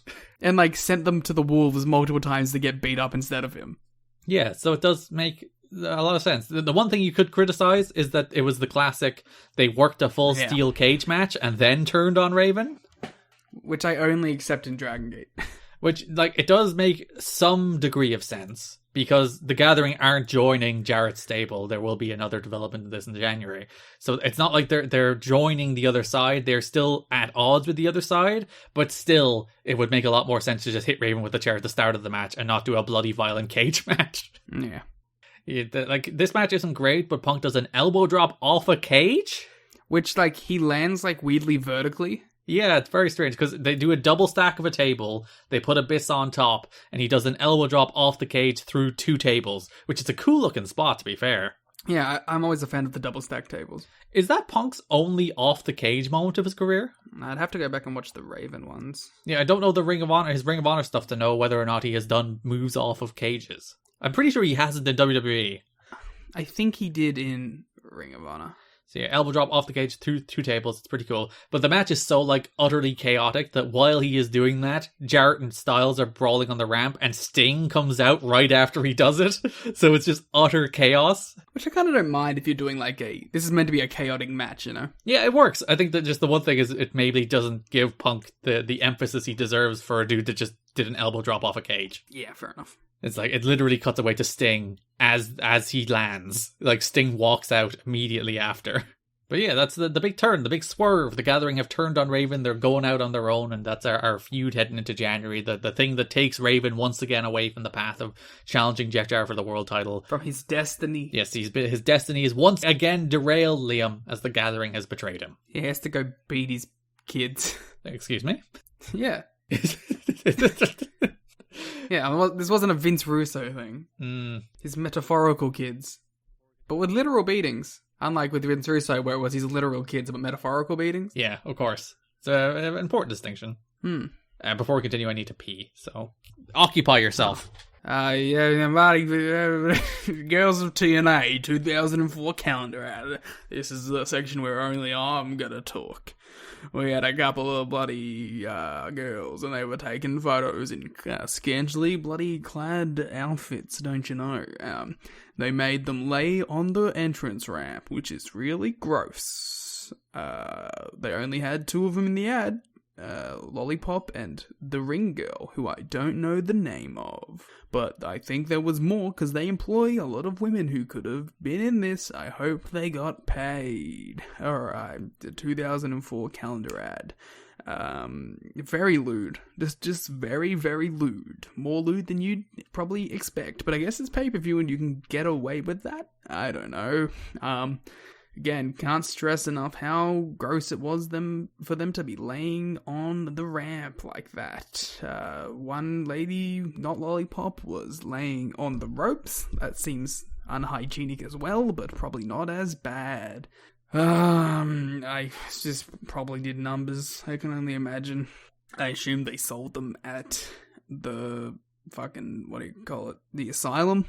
It's probably how they made back the panda money. I can only assume. So, yeah, there's my in-depth review of the Girls of TNA 2004 calendar ad. I don't know if the actual calendar still exists. But we'll find out, I suppose. Garrett's going to return. He's going to talk about the Girls of TNA 2004 calendar ad. That is the review of the ad for the 2004 Girls of TNA calendar. My favourite game, anytime we do a pause like that, is when I'm editing to see how Liam filled the time. You can leave that one in. That was just a legitimate summary of the Girls of TNA 2004 calendar ad. Well done. Good job. Yeah. So that's all the Raven and Gathering stuff. That brings us to the NWA title picture, which start of the month began with the Jeff Jarrett and AJ Styles World title match. It was fine. Yeah, so earlier in that show, there's a Trio K segment. They come out, they're like, this mother's a bad jam. Conan does his catchphrases. They did say that. They go, this mother is a bad jam. Beware coming for you. It's the remix, 3 Life Crew. They did talk later in the month about remixing a new song, so it might be that song, Liam. You might get the Trio K theme. Beware. The most notable thing about this Trio K part of this segment is that BG James, for the first time in TNA history, does the classic New Age Outlaws intro. Ladies and gentlemen, boys and girls, children of all ages, the National Wrestling Alliance proudly brings to you its new NWA TNA Tag Team Champions of the World, the 3 Live Crew! That makes sense, because this is the first time he's tag champions. Yeah, the classic ladies and gentlemen, boys and girls, children of all ages, total non-stop action proudly brings to you its new NWA TNA Tag Team Champions of the World. He didn't do the not 1, not 2, 3 Live Crew. He didn't have that nailed down yet. He just did the 3 Live Crew. But it is, I think, the first time in TNA history the crowd actually cared about him. Yeah, it's nice. Well, no, they did those cool segments outside of the asylum, and they were pretty into them there. But they were into 3 Live Crew. They weren't into BG. Yeah, I mean, I'd argue they're still into the 3 Live Crew here. But like the crowd actively perked up. They're like, "Oh, he's doing the New Age Outlaws catchphrase! Woo!" He really nailed it with that, huh? So a promo segment can't go by, as particularly the place in this show. This was the segment 2 promo segment. It can't go by without Jarrett coming out. Because we're gonna need to find out what side 3LK are on. Yeah, so Jarrett is doing this thing all month where he wants talent to declare which side of the war they are on, because he has declared war on TNA and declared war on Erik Watts. And him and Don Callis are trying to remove Erik Watts from power, so they want everybody to declare which side they're on. Are they on Watts' side, or are they on Jarrett's side? We should declare what side we're on. Okay, on 3, we'll say what side we're on. 3, okay, 2, 1... Watts. Erik Watts. Oh, well done.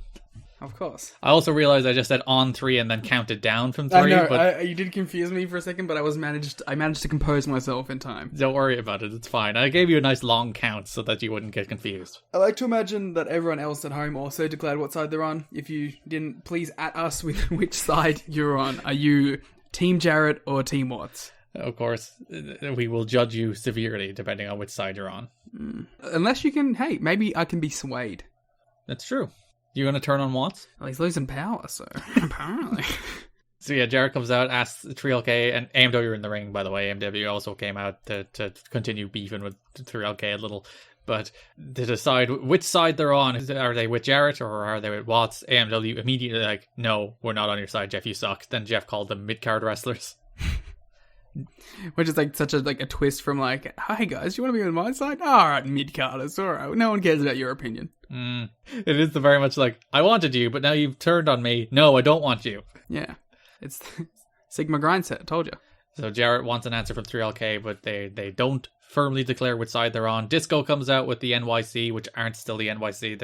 It's Diamond Swinger and David Young. I'm going to call them the NYC from now on because it's easier, because it's 4 people. I'm convinced this is a fan name you've given them. Literally, it's in the entrance. It's live from the Bronx, it's NYC. It literally is right there. It's the New York connection. I refuse to acknowledge that. Trinity is added to it at some stage. Oh, spoilers. I know, I'm ruining it for you just to prove a point.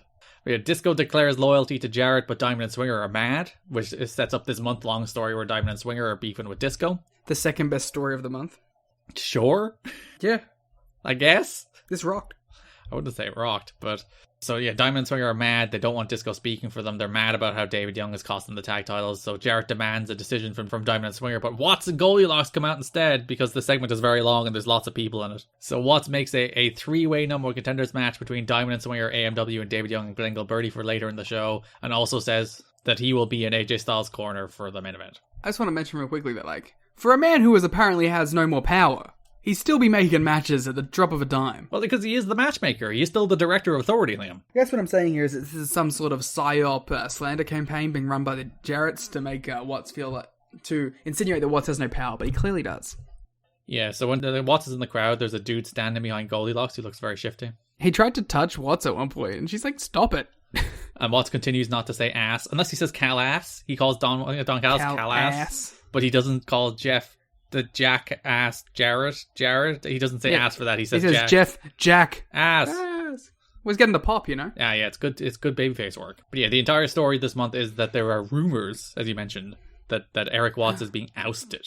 I can't believe Watts wasn't in the bracket for who could be the new main babyface as they go to TV. I know he's been the biggest star on the show.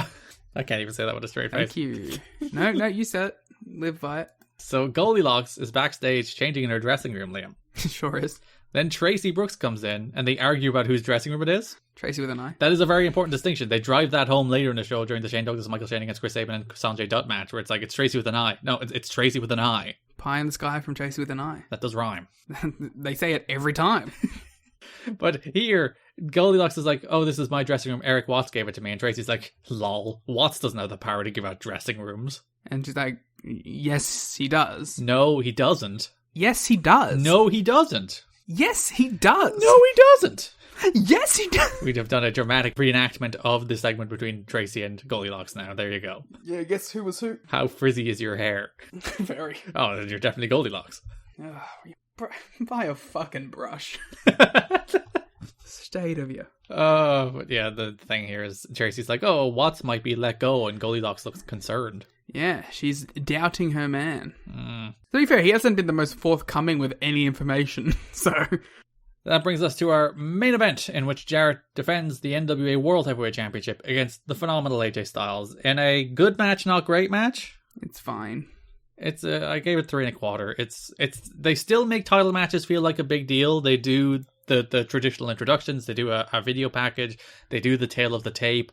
They do everything, to be fair to them, and they do the dramatic entrances with the slow music. They do as much as they can to make title matches still feel like a big deal, even if every time they descend into the same old like bullshit run-ins, rep bumps. Oh, I feel like this will be the next 3 years of this.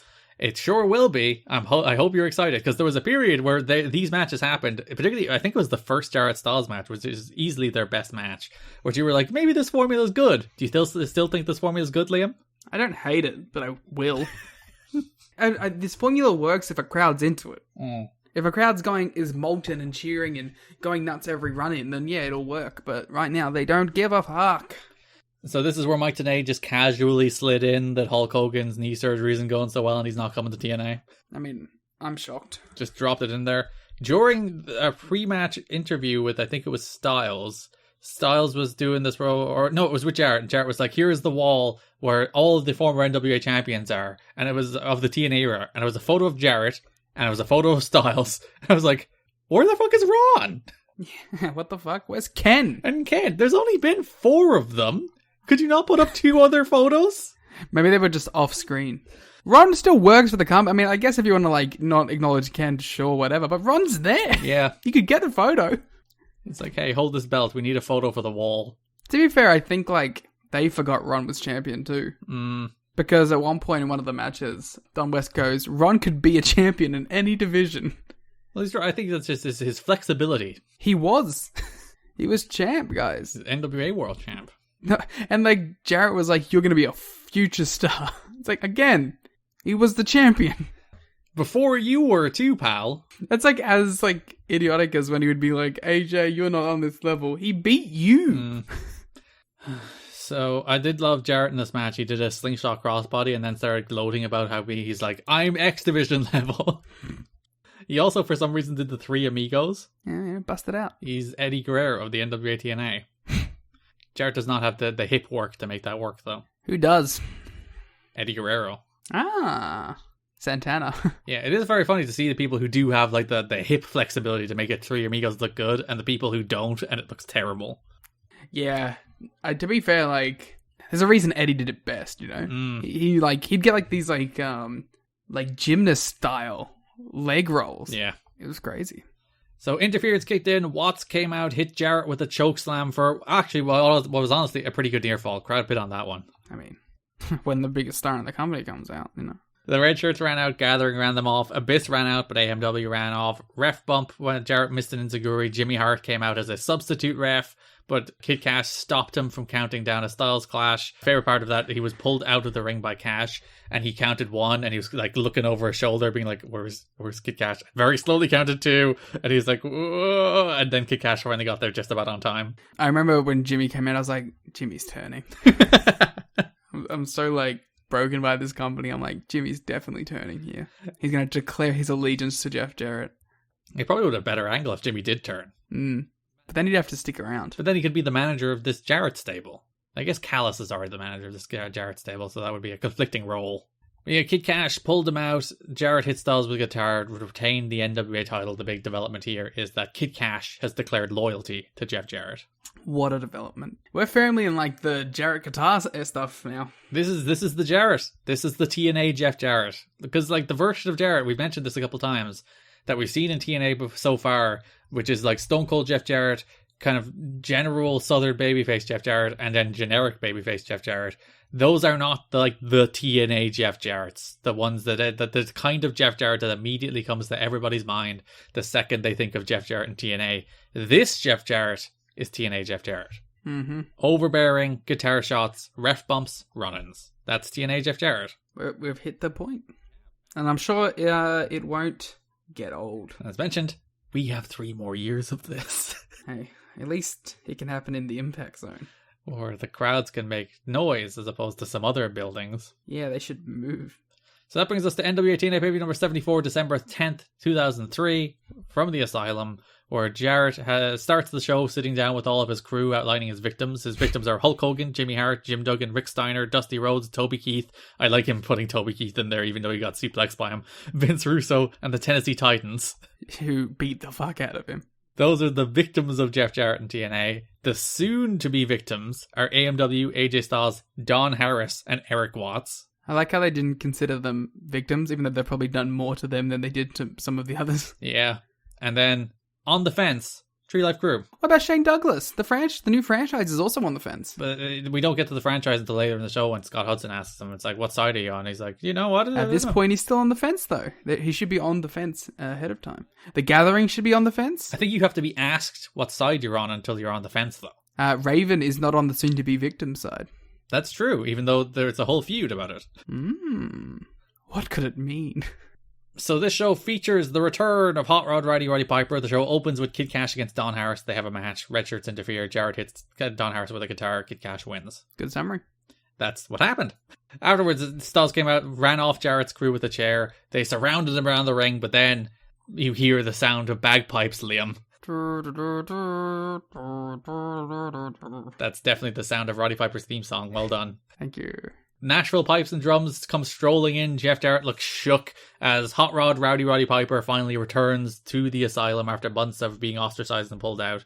And Piper is back. Piper gets in the ring, says Jarrett was on his victims list, not the other way around. D'Lo Brown returns to help Styles and Piper take out Jarrett and company. Well, he says not the other way around, but Roddy Piper was not on the victims list. It's true, he's not there. So he's right. He's just stating a fact here. He was not a victim of Jeff Jarrett. It's interesting. We do get a little Piper physicality where he fights off the red shirts with some knee lifts, some punches. It's fun. And then main event is made. Styles and D'Lo versus Jarrett and a partner for the main event with Piper in Styles and D'Lo's corner. Listen, for as much as Piper was kind of bad in all of those pre-tapes and all of his previous promos, I liked Piper here. Yeah, he had the same kind of energy as Jake did when he first came into AEW as a manager, where it's like a little off kilter, a little unhinged, but still good. Yeah, and for as much as he's just, as you said, unhinged, and in some of his promos in TNA, have been unhinged for many different reasons. He's been here a couple of times over the last year now, especially with his pre-tapes. But God, he's a huge star. He's still a rowdy Roddy Piper. For God, like, he can be terrible. He can cut the worst promos in the world. But when that dude's walking out to freaking an entire pipes and drum band, the National Pipes and Drums, like, he feels like the biggest star in this company. He got his one health insurance line in. Yeah. He's like, this company gave health insurance, but didn't. I don't know. That story's weird. He said this guy gave health insurance so that young guys like him won't. And it's like, didn't they? Wasn't the whole thing that they didn't give him health insurance? And he's like, he was like, oh, the NWA is one of the few places that has health insurance for these young guys. It's like, wasn't the whole point of this angle was that they didn't? Also, they don't? Yeah. In fact, there's a story that I didn't include this month that, like, there was a fundraiser for Rick Santel's shoulder surgery because he hurt his shoulder on TNA, as if you remember. And there was the whole thing. It's like, well, he didn't get any medical help from TNA. But they organised the fundraiser. Well, they did contribute to it, and even Hogan and Piper submitted things as well. So, you know what? I'd hope Piper would after all this. Submitted stuff to be auctioned off. Yeah, Piper. He did do a Neverland line about Don Callis being disappointed, which is like, eesh. There's a few lines this month where it's like, oh, we're getting back to the old cringeworthy lines, aren't we? Edgy TNA, it's edgy. Well, we got BG fell back into that trope a little bit too. Doesn't he always? He can't trust BG to open his mouth for longer than like 4 sentences without them resorting to something. Yeah, it was in the NYC angle where they came up, they started arguing with each other, and he's like, I'll leave you boys to discuss same-sex marriage. Oh, and yeah. he just left. It's like, you. 2003. Friday, as we record this, was the 19-year anniversary of the AJ Styles Chainsaw Geisler moment. So, there you go. We should repost the YouTube link. Celebrate that wonderful moment in TNA history. Wonderful. That moment is legitimately funny. Just because he gets flustered. The first thing that comes out of his mouth is a slur. Yeah, he's like, I don't know what to say here, so I'm gonna say a slur. So the show long story here is that who is Jarrett's partner going to be? I don't know why, because his partner just ends up being Kid Cash. Sure. Like, it could have just been announced to be Kid Cash at the start of the show. Why was it a mystery? Because you want to catch those people who are flipping the oh wait. Which brings us to our main event. AJ Styles and D'Lo Brown reunite their tag team to face Kid Cash and Jeff Jarrett. It's a nice return to form with some flags being incorporated. Oh, which flags? Oh, because Piper had an NWA flag. Yeah. Yeah. I obviously huge flag show over here. Mm-hmm. Some would call us the flagship. Yes, of course. And I just appreciated, for us. Just appealing to our deep love of flags. Yeah. It's a good flag. That is a flag I would put on my wall. The NWA flag? Yeah. I'm sure Billy is probably selling them. Have to get in contact. So yeah, finish of this match is Piper hit Cash with the NWA flag, allowing Styles did a middle rope Styles clash for the win. Yeah, it was a nice little match. It was nothing special. Yeah, I liked it. D'Lo came out with a cool robe. Yeah, I like his I'm back from old Japan. I have my robe for my Japanese excursion. Yeah, I like when people do that. To make me look like a cool, legit pro wrestler. Robes are cool. They are. You know how much cooler the major players? What? Myers and Cardona? You could have just said Myers and Cardona, but sure. Yeah, I tried to remember their actual tag name. But they have cool, robes now. And I'm a big fan of it. Yeah, it's nice to see Styles and D'Lo back together. This is the end of their brief run. They have another tag match next week, and they don't team again until, I think, June or July? But, to be fair, this is more of an extended run than I thought we were going to get, so... Yeah, we got a few more little Styles and D'Lo matches to add to the Styles and D'Lo canon. But after this match, Watts announces that Jeff Jarrett will face Sting next week, but there is dispute over whether or not it'll be a title match. I think it won't be. My favourite part is they accidentally played Sting's music early after... Or Styles won the match, they played the Styles music, and then Sting's music just randomly hit and then cut away. Yeah, I liked it. It was fun. And the crowd's like, Yeah, and then when Watts announces Jarrett versus Sting, they cut to a scorpion on the wall of the stage as they play Sting's music. How did he do that? How did he get the scorpion? Did he buy a projector? Is he sitting there with the projector? Why didn't he just come out? He's just up in the rafters projecting it down. Wow. He's like Batman. It's the Sting signal. The Stignal. It's the Stignal. I mean, I can't beat it, so...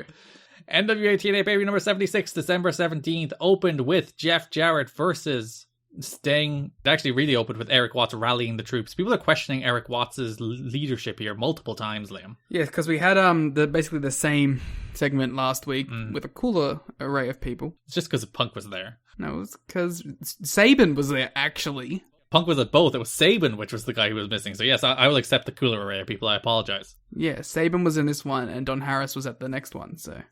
That is really trading down. Yeah, and, yeah, people I mean, the Gathering makes sense that, the Gathering would be the two who are like, alright, maybe what they were saying about you's right. And they left. Yeah, we don't get indoctrinated into cults like this. Yeah, no, we're free thinkers. We can see through these kind of antics.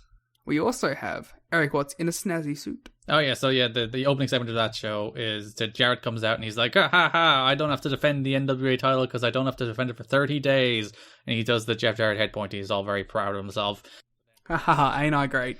He's like, if this was football, it'd be 45-0 against Erik Watts. I don't know what that means. That's a scoreline. Oh, like, is it a specific, is it relevant to a thing that was happening at the time? Or? I don't think so. I think he just said a number. Cool. Watts and Goldie came out. Watts pulled his pocket square and he threw it as like a flag on the play to extend the football metaphor. He's like, it all went over my head. While Jeff Jarrett is right that it will not be an NWA title match, he will actually be facing Sting right now. So Jarrett versus Sting. Typical interference. Red Shirts interfered, AMW ran them off. Kid Cash handed Jarrett a guitar, but AJ took it away, allowing Sting to hit the Scorpion Death Drop and win. And then Jarrett threw a hissy fit and got into a fight with Mike Tenay. Yeah, and Tenay had some great faces. Oh, yeah. There were some sensational Mike Tenay faces. He was like outraged and angry and indignant all in one facial expression. Tremendous stuff from Mike Tenay. The best. And for a guy who's usually like quite measured, even if he's angry, he's angry in a measured way on this show. He was like unhinged. He was making unhinged faces. He's gone full Goldie. He was gonna fight too. Yeah, he was getting stuck in. He pushed Jarrett back. It's like he's getting stuck into it with Jarrett. It's Mike Tenay and Jeff Jarrett. There was a child flipping Jarrett off. Oh yeah, well done, child. Who hates Jeff Jarrett. And I will say they were outlining the people who could potentially be baby faces in the show. Raven and Chris Harris and AJ Styles. What about Mike Tenay? I thought you were going to say, what about the child in the crowd? Hey, the child in the crowd could be a decent candidate too. Yeah, move to Florida. So yeah, Sting beat Jarrett to set up a match that doesn't happen. Oh. We should mention an important point on the show, of course, is that Goldilocks is questioning Erik Watts now, Liam. I mean, can you blame her? Her life has not gone well since her relationship with Erik Watts started. She lost her job. She has the frizziest hair that has ever frizzed on television, except maybe Bobby Roode. Bobby Roode probably has frizzier hair. I don't know. It's a neck and neck race between Goldilocks and Bobby Roode for frizzy hair. Yeah. I mean, like we said, it's a terrible relationship. They're not good for each other, but I can't imagine them with anyone else. Yeah, because it started last month with their interrogator segment where she was like, you're going to get rid of Don Callis, right, Erik? And no, to be fair, it started from the beginning. From the moment that they first talked to each other, it was already contentious. Yeah, the descent is ramping up, and now she's increasingly questioning the choices and decisions of Erik Watts. Well, she got mocked by Tracy with an eye. It's true. She's lower in the pecking order than Tracy with an eye. Doesn't get worse than that. I mean, literally, she might be the lowest ranked person on the show. So later in the show, they continue to question the loyalty of Diamond and Swinger. We'll talk about that more when we're talking about the tag team stuff. And then Styles, Sting, and Jarrett brawled at ringside for the cage match main event. Mm-hmm.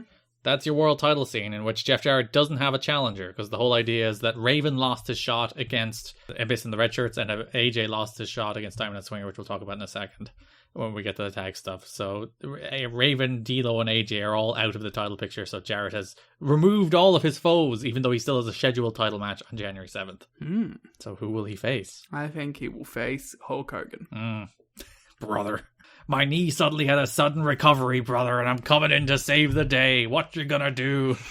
And we're running the Silver Dome, brother. I only need one knee to take down Jeff Jarrett, brother. We're doing it in Tokyo, brother.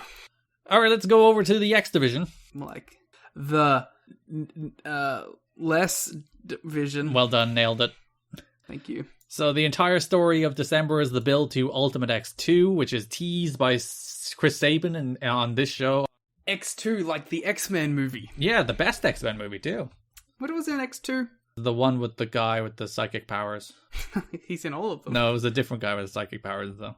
Okay. I remember Last Stand. That was like my favorite movie as a kid because I didn't know what good movies were. The classic period of childhood where it's just like loud noises and cool characters equals cool movie, and then you watch it, it's like, oh no. Yeah. I still have a fondness for those movies because of that reason, I feel. Even though The Last Stand is terrible. Yeah. I still like it though. X2 and X1 are actually really good movies. It's funny how The Last Stand is still like the best Dark Phoenix movie they've done. Is that just a bad story? Have we actually secretly worked out that it's just not a very interesting story? I think it's interesting. It just has to be something that's actually built up to. Like, it's a long-term story. It's not something you do... Like, the one that they recently did was unforgivable. They're like, all right, it's the second movie. We're going to do Dark Phoenix. Well, it was the fourth movie. Because there was First Class, Days of Future Past, Apocalypse, and then Dark Phoenix. Yeah, but they had like a movie's worth of build. Yeah, it was the second with Jean Grey. Yeah, so, it's just something that has to actually been built to. I don't know. I think secretly it's not a very interesting story, even if it's an iconic comic story. Yeah, which sometimes maybe things don't translate. But I think it could be translated well. I just think it hasn't been. To be fair, Dark Phoenix does have the best action scene in the X-Men movie. There's that scene at the end of the movie where they're on a train, and it just kicks ass. There's like 2 minutes of that movie that are as good as any X-Men movie has ever been, and the rest of the movie is pretty garbage. But that 2 minutes where it's just Magneto knocking dudes off trains with his freaking magnet powers, and it's just because very rarely in those movies do you get just unadulterated the X-Men come together and kick some ass, and that's a scene where the X-Men come together and kick some ass, and it's so good. They also did that in X-Men: The Last Stand. They didn't kick much ass though. They kicked all those, like, C-tier mutants' ass. Yeah, all the goons trying to take their powers with the guns, with the power-draining guns. Yeah, that rocked. I was gonna say that, is Magneto just the most cinematic of the X-Men, and that's why he works the best?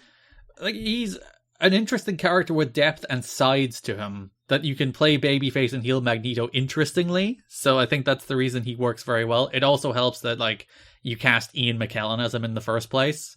So that does a lot of the heavy lifting. And Fassbender, like, let's be real, he killed it as well, so... You cast 2 tremendous actors to carry the weight of that role, and they did so very, very well, so I think that does help. I do think Magneto is, like, one of the deeper, more interesting, more layered comic book villains that has, like, sides and interesting backstory and meaningful backstory that you can do a lot of things with. But I also find myself, whenever I think back to any of the X-Men movies, all of my favorite scenes are Magneto scenes.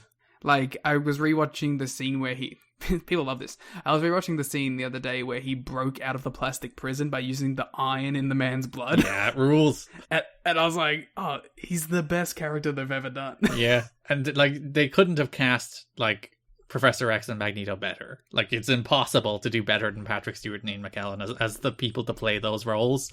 You could, like, legitimately, you could not pick 2 better human beings to play those characters. And you may never be able to pick 2 better human beings. Which is why you should maybe just do Fassbender again now. Yeah. And, like, it's the same thing with Hugh Jackman. He was so good as Wolverine that you're just like, there'll be another Wolverine and he'll probably be pretty good, but you nailed it the first time, so it's going to be quite hard.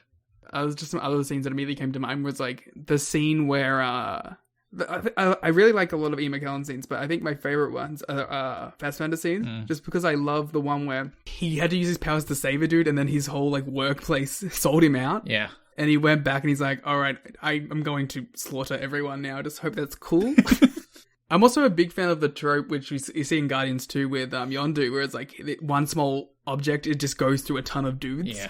I love that, and like he's someone who has had some great scenes doing that similar thing, like where he gets the knife off the wall and kills like the Nazi guys who like got away and got undercover.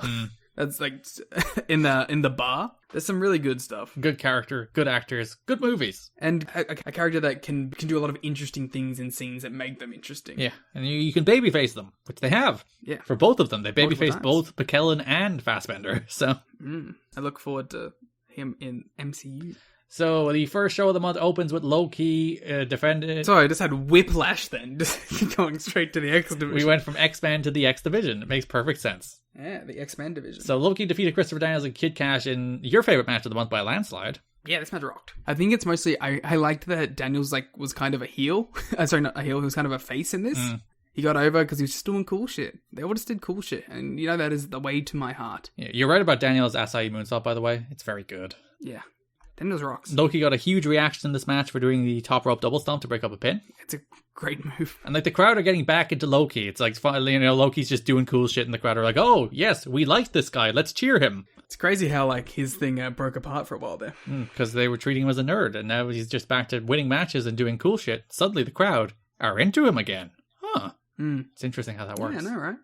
So yeah, Loki won the match. He's number one contender for the X Division title, but Cash laid him out after the match with the smash mouth to the face, but then Don Harris ran him off. Yeah, big Cash Don Harris feud still going. So later in the show, we cut the backstage where Loki and Daniels are brawling, and then Daniels hits him with a chair. Yeah, that was a pretty brutal chair shot. Yeah, because Loki was going to Japan, but they made him number one contender, so they had to take him out for a week to tell a story. But I didn't mind it though, and I like that because we're getting into the reformation of Triple X, that it wasn't just they're all friends again, you know? Like, there's some dissension still between Daniels and Key, which will have to be resolved. Yeah, Daniels and Loki still hate each other for good reason, because, you know, he just hit him with a chair and took his title shot away. Yeah, and like Skipper's like, no, I'm going to get you both on the same side, though. So yeah, I would question Erik Watt's decision-making process when he's like, alright, so Loki's taken out by Christopher Daniels. Let's give Daniels the title shot instead. Well, Garrett. Yes.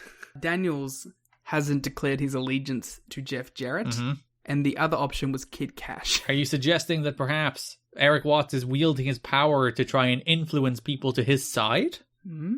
Just saying.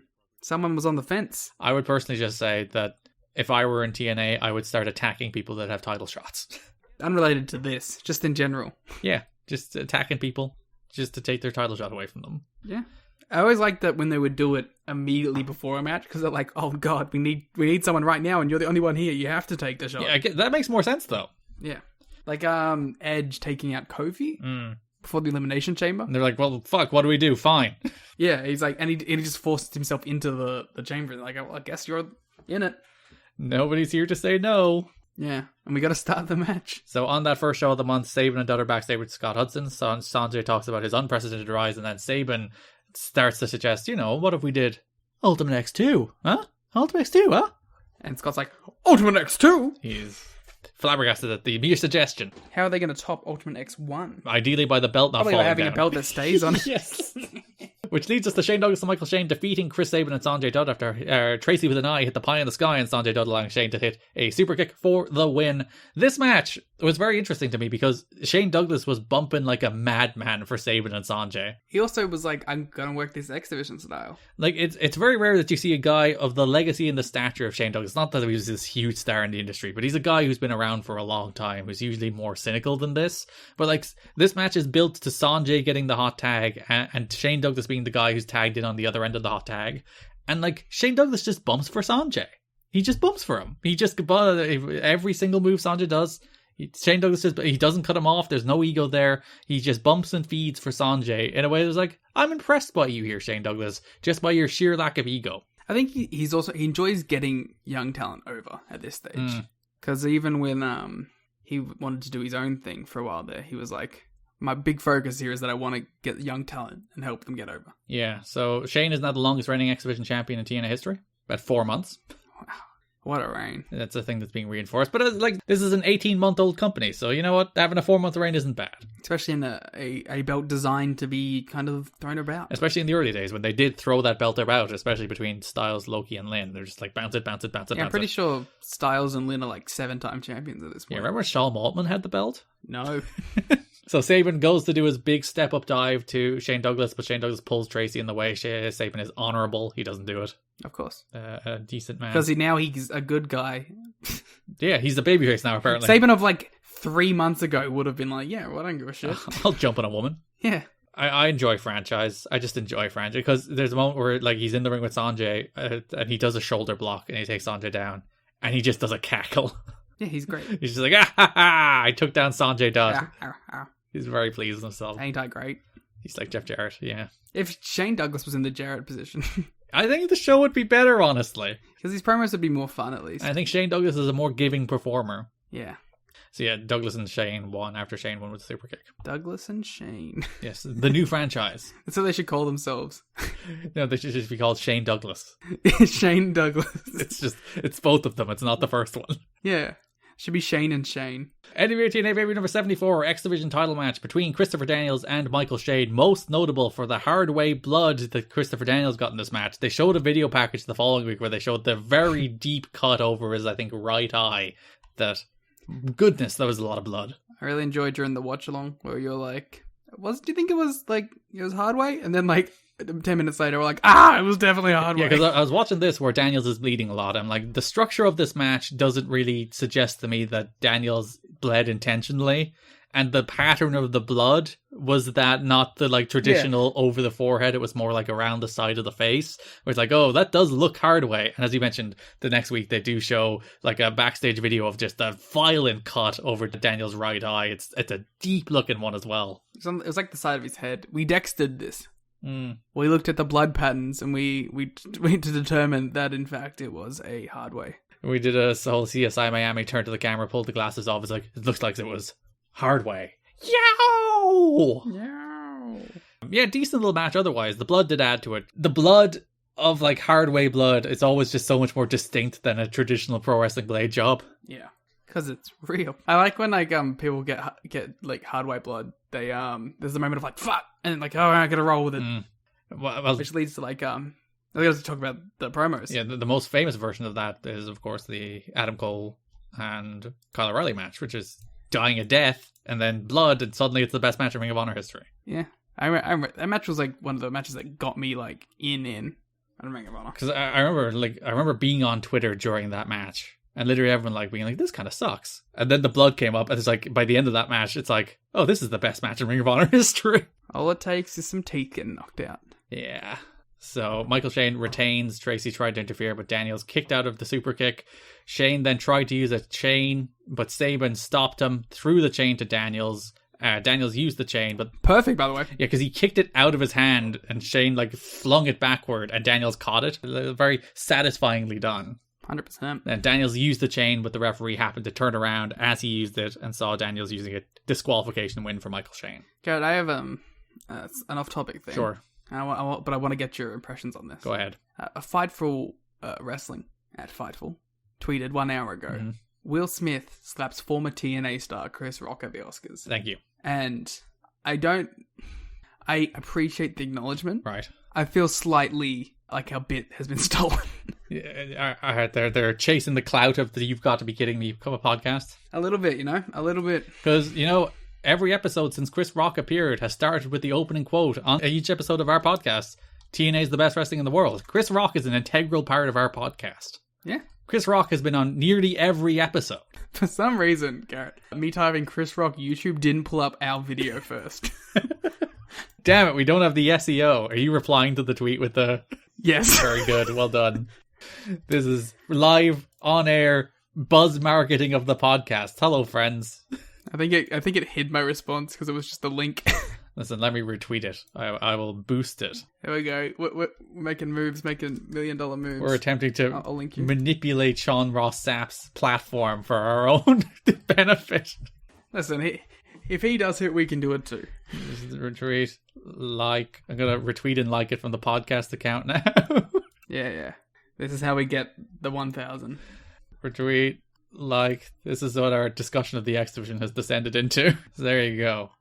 You should go to @thegleetmuta, find Liam's tweet about... Or just go to your Twitter and find it. I'm trying to buzz market your Twitter here, Liam. I'm trying to push people toward your wonderful Twitter account, and then you just deflect. To your wonderful Twitter account. Which has a lot of followers. Too many, sometimes. Alright, there's no need for that. Flexing with my followers on you. Yeah, Michael Shane retained by DQ. Daniels and Sabin brawled after the match. Later in that same show, we get Chris Sabin versus Shane Douglas. Sabin beats Douglas with a victory roll. Shane and Tracy tried to interfere, but failed. Again, franchise just losing to Chris Sabin. I like that he's willing to do this. I don't know if I like that this is happening right at the start of the new franchise. This stable is already kind of a dud. Yeah, but I felt like it had potential because I like everyone involved. So they're already just an X Division stable. Douglas is basically a manager who wrestles. I kind of thought this was going to be a bigger deal, but apparently not. Yeah, a wacky contrast of styles between these two. Just like Shane Douglas, your like traditional pro wrestling heel, works a very traditional pro wrestling style in this kind of match, and then Sabin with your modern kind of cruiserweight style of the indies, like coming out of WCW, that post WCW cruiserweight indie hybrid style. And yeah, it's just interesting to see these two in the ring together. I don't hate it though. Yeah, it's a fun little contrast. It's also a battle of the colors of yellow and black. Ooh, Both very fond of those two colors. I feel like Douglas perhaps gets the right to the colors. He has perhaps been using them a tad bit longer. Just a smidge. And they're Philadelphia sports colors, aren't they? That's where you got the yellow and black from, right? Yes. I think that's true. I'm sure somebody will correct me if I'm wrong. Well, okay, you get the Philadelphia, or they're like green. I think that it's the Penguins, isn't it? The Penguins? Pittsburgh. Or Pennsylvania sports, not Philadelphia sports. Yeah, I'm pretty sure that's the Penguins' colors, yellow and black. See, I've already corrected myself. To the people who were writing the messages being like, you meant Pittsburgh sports, not Philadelphia sports, already corrected myself. If you wrote that message, I know you didn't listen far enough into the show. If you wrote that message, you're a fucking idiot. So yeah, there's also a fun stat that Franchise's career is as old as Chris Sabin is. He's been wrestling as long as Chris Sabin has been alive. I always like those fun little things. Jesus Christ. Yes. So Sabin won with a roll-up, which brings us to the next week, in which Loki finally gets his X Division Championship match against Michael Shane. But earlier in that show, because of the issues they had coming out of that X Division title match, Christopher Daniels faces Chris Sabin. Mm-hmm. Main thing from this match, Daniels won with the Angel's Wings after Erik Skipper returned to TNA to cost Sabin the match and then threw up the Triple X gesture, which Daniels then kind of winked at. He was like, ooh, I'm intrigued by this Triple X proposal. It's prime time, baby. This made me think that, like, they were aligned, but I think we found out later in the show that they were kind of... This is Skipper doing it of his own volition, trying to get the boys back together, which I like a lot more. Yeah, so Skipper is the kind of catalyst here, trying to put Triple X back together, knowing that Daniels and Loki are at odds at the moment. But yeah, I like the idea that he didn't even consult Daniels about it. It's not even like, oh, Daniels, I'll come out and cost Sabin this match. It's like, no, I'll do that as my gesture of good faith toward Daniels, trying to put Triple X back together. Mm-hmm. So a note, Erik Skipper signed a 2-year deal with TNA last week, thus his return to the company. No, I locked down. No, that's a pay-per-view in 2005. Shut up. Michael Shane defeated Loki to retain the X Division title after he got his knees up in a 450 and then grabbed a small package. A note about that finish. Finish looked botched. This is from the Wrestling Observer. As Loki did a 450 moonsault. It's just a 450, Dave. You don't need a moonsault. But got his knees up and cradled Loki. Loki appeared to kick out. The ref counted 3 anyway, and everyone just stood there as like something screwed up. Apparently what happened was that it wasn't the scheduled finish. Shane's body went numb. It was a scary night because apparently that happened to Altar Boy Luke as well earlier in the show. Since he could hardly move, he called for the finish off that move as an audible. Loki wasn't supposed to lose clean. Tracy and Shane Douglas were supposed to come out and interfere, which is why he'd have a gripe and set up the Ultimate X. So all of the stuff that happened after the match was just kind of meant to be the finish of the match, because they did the 450, Shane cradled Loki, then Tracy faked a knee injury, which was supposed to be what led to the interference from Shane Douglas. Like, the referee was supposed to check on the knee injury. Shane Douglas ran out, cost Loki the match, Michael Shane wins. But because they skipped all that, Tracy still faked the knee injury, which was like, oh, did she actually get hurt? Because Loki brought her up for the key crusher, and then Michael Shane knocked them both over. So like, there was a moment of like, is she actually hurt? Because it made no sense within the context of what they were doing, but it made sense within the context of what they were meant to do. So there you go. And I don't even get mad at this though. It's just one of those things that happens. Yeah, it's just an unfortunate occurrence. So yeah, Shane Douglas comes out. They attack Loki. Erik Skipper makes the save, brawls to the back with Shane Douglas. Daniels comes out, gets back into it with Loki. They're still not pals. They're fighting. Yeah, but he makes the save first. Like, he makes the save for Key, and then they like have an awkward, knock each other moment, and then they start throwing hands. Yeah, so then Shane, Loki, Sabin, and Daniels are all brawling in the ring, separated to 4 corners by security, until Eric Watts comes out and announces that all 4 men will face off on January 7th in the second Ultimate X match with the X Division title on the line. I'm excited. Yeah, Ultimate X 2. It's fun to see like the development of this stipulation, to see, you know, ideally that they don't screw it up and don't have the belt fall, which they don't. But we'll see. We see a death in this one. There has never been a death in Ultimate X, I'll have you know. You know what I mean. What do you mean? What do you mean? One of those classic Ultimate X, someone almost dies taking a move at some point moments. No, there's only a couple of those. Yeah, but they involve Daniels half the time, so I'm like, I was just curious if this is one of those occurrences. Because Daniels has been in a lot of these matches, and he has done some very, like, enthusiastic, optimistic, ambitious bumps. And to be fair, most of them have come off. Most of them are tremendous. Yeah. Also, this is the place to do it. But then there is that one with Suicide, Frankie Kazarian in 2009 that when he dies. Yeah. See. So someone does die. No one has died. There's just been a suicide in Ultimate X, not a death. Hey. See what I did there? Has there been a homicide in Ultimate X? There has. There's been a suicide and homicide in Ultimate X, but not a death. A genocide. Not a genocide. No. She hasn't done one yet. If Sabu did Ultimate X, that would be a game changer. If it was genocide versus homicide versus suicide versus Sabu. In Ultimate X, yes. That is the pro wrestling dream match. Didn't Seidel used to have like a name like that too? Did he? I think Matt Seidel was genocide at one point. That's a weird name. I think that was... I'm going to find out. You keep going. Yeah, that's our X Division stuff for the month, for the most part. Building to Ultimate X next month, so we'll be covering that in the January 2004 episode. Ultimate X 2. It's crazy how Ultimate X with the X Division with a direction always feels so much better. And I think that's been the big problem. Like, I don't think the flatness of the X Division in the back half of the year has been Michael Shane's fault. I just think they've had no ideas for the X Division. Like, they have good talent. I also think that it's also not a priority for them, you know? And I think that's illustrated by the fact that there is very few undercard X Division people at any given moment, compared to how it used to be, where it's like there'd be at least 2 X Division matches in every show. You know, Sanjay shows up every so often. Like, Sanjay's in the first show of the month where he faces Douglas and Shane teaming with Sabin, but then he disappears for the rest of the month. Eric Young appeared once or twice, but disappears. Like, the undercard X Division is basically non-existent. So, like, you have a good core group of talent. You have Daniels, you have Sabin, you have Shane, and you had Kazarian for a while, who's also disappeared. But it's just the lack of focus. Yeah, that's just why as soon as they have direction, it all comes across so much better. So that brings us to tag teams. We've kind of been talking about it throughout. We've been covering around it, but we'll cover the rest of the main segments. So we talked about that segment where Trill K came out and AMW confronted them, which led to the making of a 3-way tag team number 1 contendership match, which was AMW against Diamond and Swinger against David Young and Glenn Gilberti. The whole idea was Glenn Gilberti was like, oh, no matter who wins, we'll give Diamond and Swinger the title shot. So it was 4-on-2, but they still had miscommunication. They're still not on the same page, allowing AMW to win. Mm-hmm. This is your favorite story of the month, so I assume you have loads of things to say about it. It's more that I appreciate the promos. I like the sniping at each other throughout the month, and I like the just like the cartoonishly stupid interactions of, yeah, we have chairs for them right here, and then they're like, what, we didn't get no invite, and they look at David like, David, did you not tell them? And he's like, oh, I didn't tell them. My favorite part is Glenn Gilberti just says, do you think I'm stupid? To which Scott Hudson, Simon Diamond, and Johnny Swinger in unison say yes. Yes. And if you listen closely, you can hear just one woman in the crowd shout at the top of her lungs, hell yes! I'm enjoying it. You know me, I am a sucker for goofball heels. And these are for goofball heels. Yeah, Harris hit a wild crossbody off the top, taking out everybody. AMW are number 1 contenders to go on to face 3 Live Crew the next week for the NWA World Tag Team titles. Yeah, which feels like the biggest match possible. It's just kind of sad in its own way, isn't it? Yeah, but like, you know, they're 2 established teams at this point.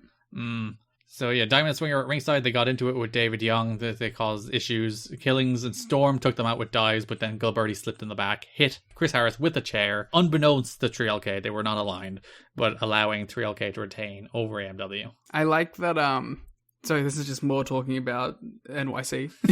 I like that Gilberti seemingly likes David Young now. Because he's like picking Young over the other 2.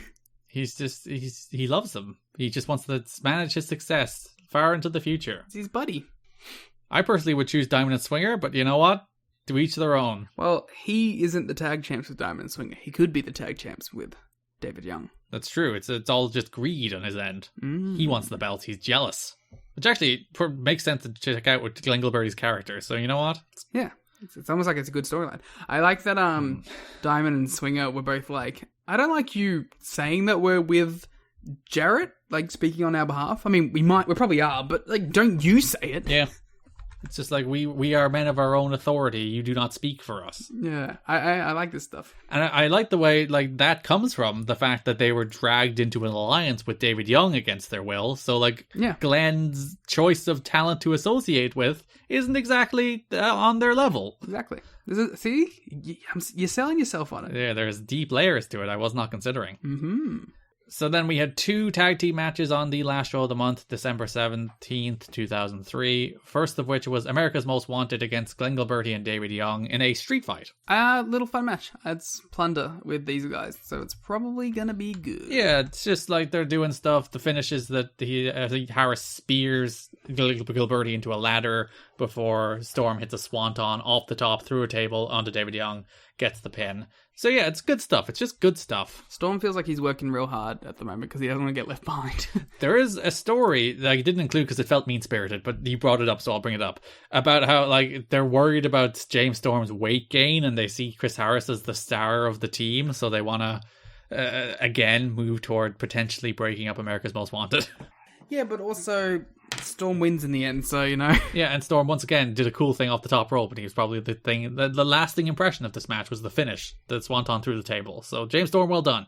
Once again, overcoming the odds, fighting against the tide to become the true star of America's Most Wanted. I'm so looking forward to when TNA finds, like, its identity as, like, comedy shtick era.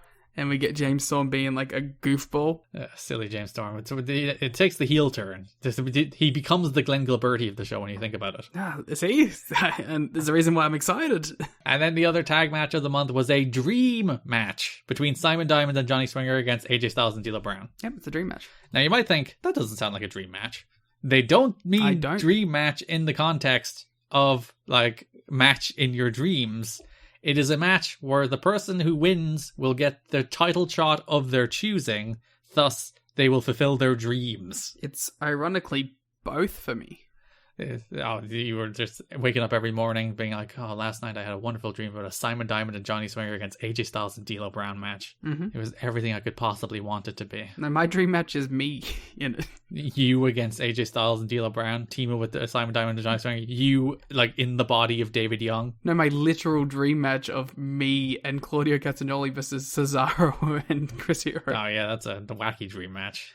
Again, not very practical. I think he could do it. He's a hell of a performer. You sure it wasn't you and Cesaro? It was me and Cesaro. Against Cesaro and Chris Hero? No, it was me and Cesaro versus Claudio and Hero. But where's Cesaro in this? We're non-existent at this point in life. So, finish of this match, AJ and D'Lo look to do the stereo 450 frog splash thing they do, which they hit in perfect sync once, and it was the best thing in TNA history. But Styles goes for the springboard. He sees Jarrett coming and he just sort of scrambles and kind of falls off the top to the outside. Yeah, rules. I think he was meant to do like a double springboard onto Jarrett and then start brawling, but I think it's almost better that he was like flustered and fell over. He ate shit. Yeah, he just fell to the floor. He was rough looking, man. Jarrett and Styles then started brawling. Jarrett threw Styles into the crowd, and then Diamond and Swinger hit the problem solver to beat D'Lo to make themselves number one contenders for the World Tag Team titles. I like that Diamond and Swinger won this. Why? The team that's actually sticking around. That's a good point. Beating the team on their last match ever. And yeah, the idea here is that Jarrett has now taken Styles and D'Lo out of contendership for the world title because neither of them would get their dream match. And even before the match, they were like, we're fine with whoever wins. Whether it's me or you, we don't have a problem. We just want to take the belt off Jarrett. I hope Simon Diamond goes, alright, I want my NWA title match against Jeff Jarrett now. Yeah, who actually got the pin? I didn't note who actually got the pin. So technically, they could demand the NWA World Title match. They should. Maybe they'll go after the X Division title. Maybe they want to be put in Ultimate X. Maybe they want to be added to the Girls of TNA 2004 calendar. Oh, don't we all?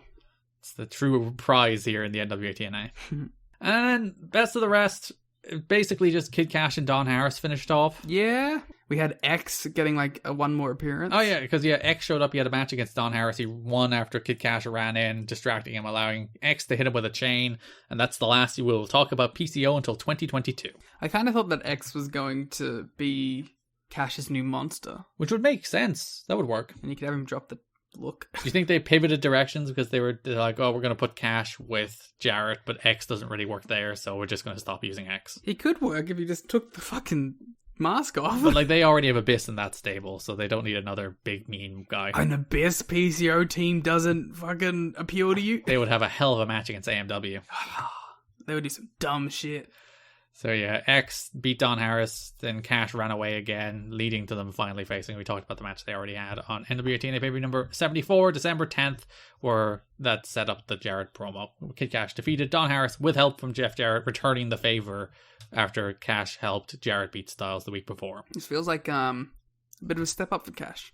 Yeah, he's into main events. Yeah. And he's in the Jarrett group. And fair enough, he's the guy to take falls in the main events, but he's still in the main events. I was thinking about while watching these shows, how it's kind of Cash's longevity has been impressive. Because not only has he been around a long time, like others have, but he's been on TV, like, consistently. And he's been in stories consistently, because there's a lot of people who are on the show a lot, but Cash consistently, he had the thing with Trinity, which you can debate the quality of the stories, but... Yeah.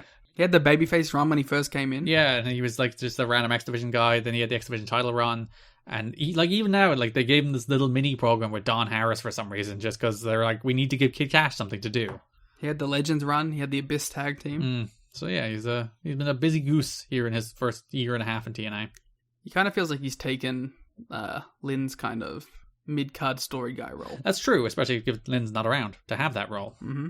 So those are our broad topics for NWA TNA in the month of December, the last month of 2003. We'll do like a more broad 2003 retrospective on Patreon. We talk about the best and worst of 2003. But like high level, quick thoughts. How do you feel about 2003, Liam? It had a lot of things I enjoyed, mostly during the start and middle. I think it petered off towards the end. I haven't left 2003 with the best taste in my mouth, but I'm a little more optimistic than I was the last couple months. Yeah, because like the first, 3-4 months of the year were the Vince Russo work shoot stuff, which not necessarily good, but it's watchable. Something's happening. Yeah, things are happening. You can laugh at it if nothing else.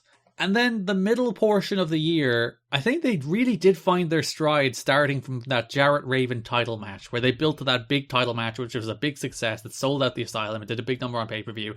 And that was the moment where they're like, we can do this. We can actually be a wrestling company that promotes matches that people want to watch. And I think then they had a few months basically between the Jarrett Raven title match and the Super X Cup, whereas like that's the peak of TNA so far. Like it's not all perfect. There's some like up and down months, but like for the most part, it's going in the right direction. Then you get the Super X Cup, probably the best show in TNA history at that point. 100%. And then you get the show after that, which is the Raven versus Douglas Hare versus Hare match, which is a really good, satisfying blow off to that story. And then October, November are really, really like just lifeless, just absolutely lifeless. And December, like it's not great, but there's signs of life again, which makes me at least a little more enthusiastic. Yeah, that's basically it. We had some like the highest highs of TNA so far, but the lowest lows. The lowest lows at the same time. Yeah. It's just annoying like that this company would be so good if it just focused on being a wrestling company, but half the time they don't want to be that, or they're too busy trying to be something else. Or they're too busy just making the show all about Jarrett. Yeah. There you go. That's 2004. Let's go very quickly show by show if there's anything. 2004? Oh, sweet. We can skip to 2005. It's December 3rd. It's the end of TNA Baby number 73. You have any other notes? I want to comment on, I forgot to mention, AJ Styles' baby blue gear. I like it. Yeah, it's perfect. I love this gear. It's his best gear so far for me. Very babyface gear as well. We had them talking about how X could have killed Chris Sabin. Yeah, you could have. Oh, I love that segment where they do a full feature with Scott D'Amore making his on-camera debut and Mike Tenay talking about how absolutely insane that X bump was, where he did the top rope senton off the top to the ramp. Sabin moved, he just went thud. And they're like, yeah, it was mentioned if he hit him, he could have died. He could have died. Yeah, which makes it even more insane that they're just getting rid of X. But yeah, it was on that show. It was like they did that pre-tape. They then went into the X match against Don Harris, which X won. And then X just gone? Maybe there was more in play than we thought. Maybe it was expensive getting him from Canada or something. Who knows? So yeah, X, good time. During the opener on this match, which was Loki against Daniels against Kid Cash, while Loki was doing his kicks, Don West on commentary asked the question, what was that Oriental movie where they could do all those crazy things? And he left a pause. It's like, The Matrix? Well, Are you sure he wasn't working on Team Bondi? Before he eventually did say Crouching Tiger, Hidden Dragon, which I think was the movie he was trying to think about in the first place. I'm going to only refer to that movie as that Oriental movie where they do those flips and kicks. What, The Matrix? Yes. When it was announced that Piper was making his return on the December 10th show, Mike Tenay said, "What could TNA management be thinking? It's one thing for Piper to send in a videotape where he can be edited, but for him to appear live?" That was just... Mike Tenay didn't know he was on camera then. I love even babyface announcer Mike Tenay is like, we can't let this guy have a live microphone. And to be fair, he was probably the most coherent he's been in a long time, so... Yeah, so anything else from that show? Oh, the new motion graphics. Oh, God, yeah, it's the last show of the month. I love them. They're bad, but I love them. Last show of the month has new motion graphics, which are... First, they start with saying Erik Watts presents. They misspelled Erik. They added a C. But Erik Watts proudly presents, and then they run down the card and they do the classic, like, turn around. My favorite moment, if you watch it very closely, watch D'Lo Brown. This is on the You've Got to Be Kidding Me Twitter account. Go to TNA Brought on Twitter, and you can see these motion graphics for yourself. But if you watch D'Lo, he does the turn around, he does his pose, and then he breaks pose to move away very quickly in the last second. It's so good. My favorite part of this is that they're all like 240p and pixelated. Yeah. Including the TNA logo. And like they're differently sized because for some reason like a tag team match has them all like tiny in the foreground, but a singles match is like normally sized, filling the entire frame. It's a great experience. And they have these like weird effects where they're like in black and white, and then at a moment when they do the pose, they bang into color. It's good stuff. Again, they're not good, but I love them. Yeah, they're a lot of fun. I wonder how much time it took JV to make those. I wonder is like because they filmed all those scans and stuff for like the action figures and video games. I wonder was it like let's use these for graphics as well. I still don't believe that those actually happened. What, the action figures and video games? The action figures, yes. I don't think the video games people did any scanning. Let's talk about Sting's one.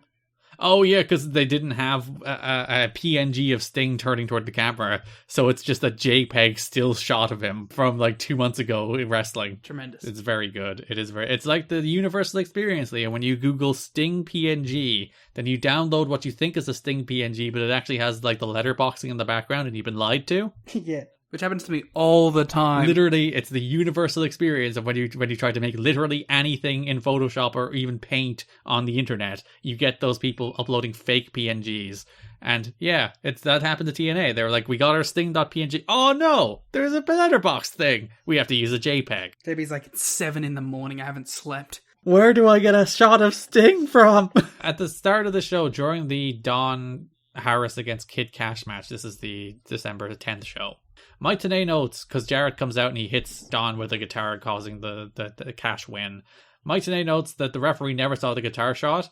Like that matters, given like Chris Harris used the chair right in front of him like 2 seconds ago. Listen, he's trying. Or Don Harris even. He's just hitting Kid Cash. He's trying his best.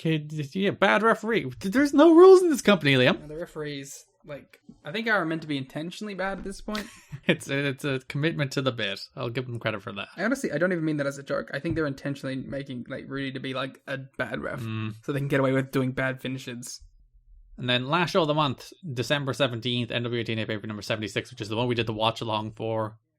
Sorry, this is 75. I've mislabeled it in my notes. Yeah, you threw me up then. I was like, what the hell? Yeah, the troops would have been the only thing I had to note, so. Yeah, so that's the watch along at tnachat.com, patreon.com/kiddingme. The dancing TNA girls were wearing Santa hats. As one does. It didn't feel very Christmassy. I feel like they could have committed harder on that. They should have added some tinsel, added some kind of Christmas-related stipulation. Just do what AEW does and make graphics... Just add some snow to graphics. Yeah. Sting is on the show. They should have had the Sting snow. And had Tony. Indeed. And very quickly, the December 24th and 31st shows were best ofs. December 24th was the best of the X Division. December 31st was the best of 2003. So December 24th had Jerry Lynn and Amazing Red versus Triple X. Styles Clash was named Finisher of the Year. Saban did a promo hyping up X2. They showed Saban and Hoobie from the Super X Cup finals. They showed a video about Daniels remembering the Triple X versus AMW match. A video about Sanjay winning the Triple Chance Invitational. The Triple X Chance? Oh, whoa. That's when you have to beat all of Triple X, which has happened. Jeff Jarrett did it. Oh, no, he did the Triple X Challenge. AJ Styles against Loki for the world title. Kid Cash's 2003 highlight was joining. Jarrett, Don Callis did a promo on Erik Watts. They showed Ultimate X. Michael Shane won X Division Star of the Year. And then probably the most important story development. Don Callis was talking to Goldilocks, and he's like, it's all about the money. And then Watts is on borrowed time, to which Goldilocks replied, how much money? Dun dun dun! Goldilocks, more like Goldie Digger. Wow, got her. And then December 31st, it was the best of 2003. AMW were named Tag Team of the Year. They showed a Diamond and Swinger against AMW match, footage of Styles and Sting against Luger and Jarrett, footage of Michael Shane and David Young wrestling in Mexico, video on Jeff Jarrett this year, then the Jarrett and AJ title match from the end of the year, not the first one, the scalping of Raven, a Shark Boy and New Jack new recap for some reason. They like that story. Shark Boy got over huge, remember? Highlights from Ultimate X, again, I guess to promote the Ultimate X match coming up on January 7th. I think they did the actual match on the last one, so this was just the highlights. And then Jarrett versus Raven, which is probably still the biggest match in TNA history. Then they announced the nominations for Mr. TNA are AJ Styles or Jeff Jarrett. Who would you choose, Liam? Raven. Erik Watts.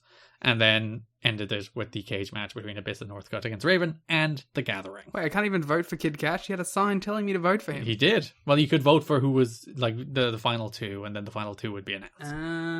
I'd probably vote for AJ Styles. Wow. You'd be shocked to know. Anti-Jeff Jarrett agenda. That's me. So that's it. That is December 2003, as you underline AJ Styles in the show notes, just to make sure everybody knows.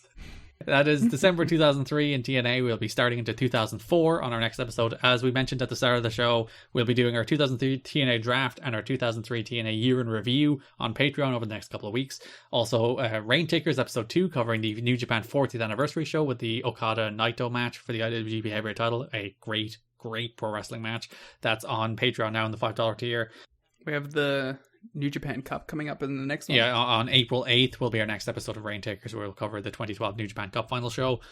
Ring Cat King coming next weekend. Also, if you would like to go catch up on Ring Cat King. War Games. Oh yeah, the Ring Cat King World Cup. Yes. So we got two big things coming up of equal stature. Of course, the 2012 New Japan Cup finals and the Ring Cat King World Cup, which both happened at roughly the same time as well. So we've really stuck around these early 2010s with our Patreon content. Yeah, our full series on the Monday Night Wars is there if you'd like to listen to it now. All the episodes about Raw and Impact going head to head in 2010. Marathon it. Yeah, you can go and I think it's 10 episodes. You can listen to them all. They're waiting for you on patreon.com/kiddingme or tnachat.com. We have over 50 pieces of exclusive audio on that Patreon now. It's a very good value proposition now. You can follow us on Twitter at TNA History Pod. You can follow me on Twitter at Garrett Kidney. You can follow Liam on Twitter at The Gleet Muta. Thanks for listening, and bye-bye. Do you listening? Geico asks, how would you love a chance to save some money on insurance? Of course you would. And when it comes to great rates on insurance, Geico can help. Like with insurance for your car, truck, motorcycle, boat, and RV. Even help with homeowners or renters coverage. Plus, add an easy-to-use mobile app, available 24-hour roadside assistance and more, and Geico is an easy choice. Switch today and see all the ways you could save. It's easy. Simply go to geico.com or contact your local agent today. Gearheads know that some projects need so many parts, it feels like you need a whole storage unit just to store them. That's what eBay Motors' 122 million parts are for. Think of it as your virtual parts garage. They've always got the right fitment at the right prices. Use the eBay Motors app or visit ebaymotors.com. Let's ride.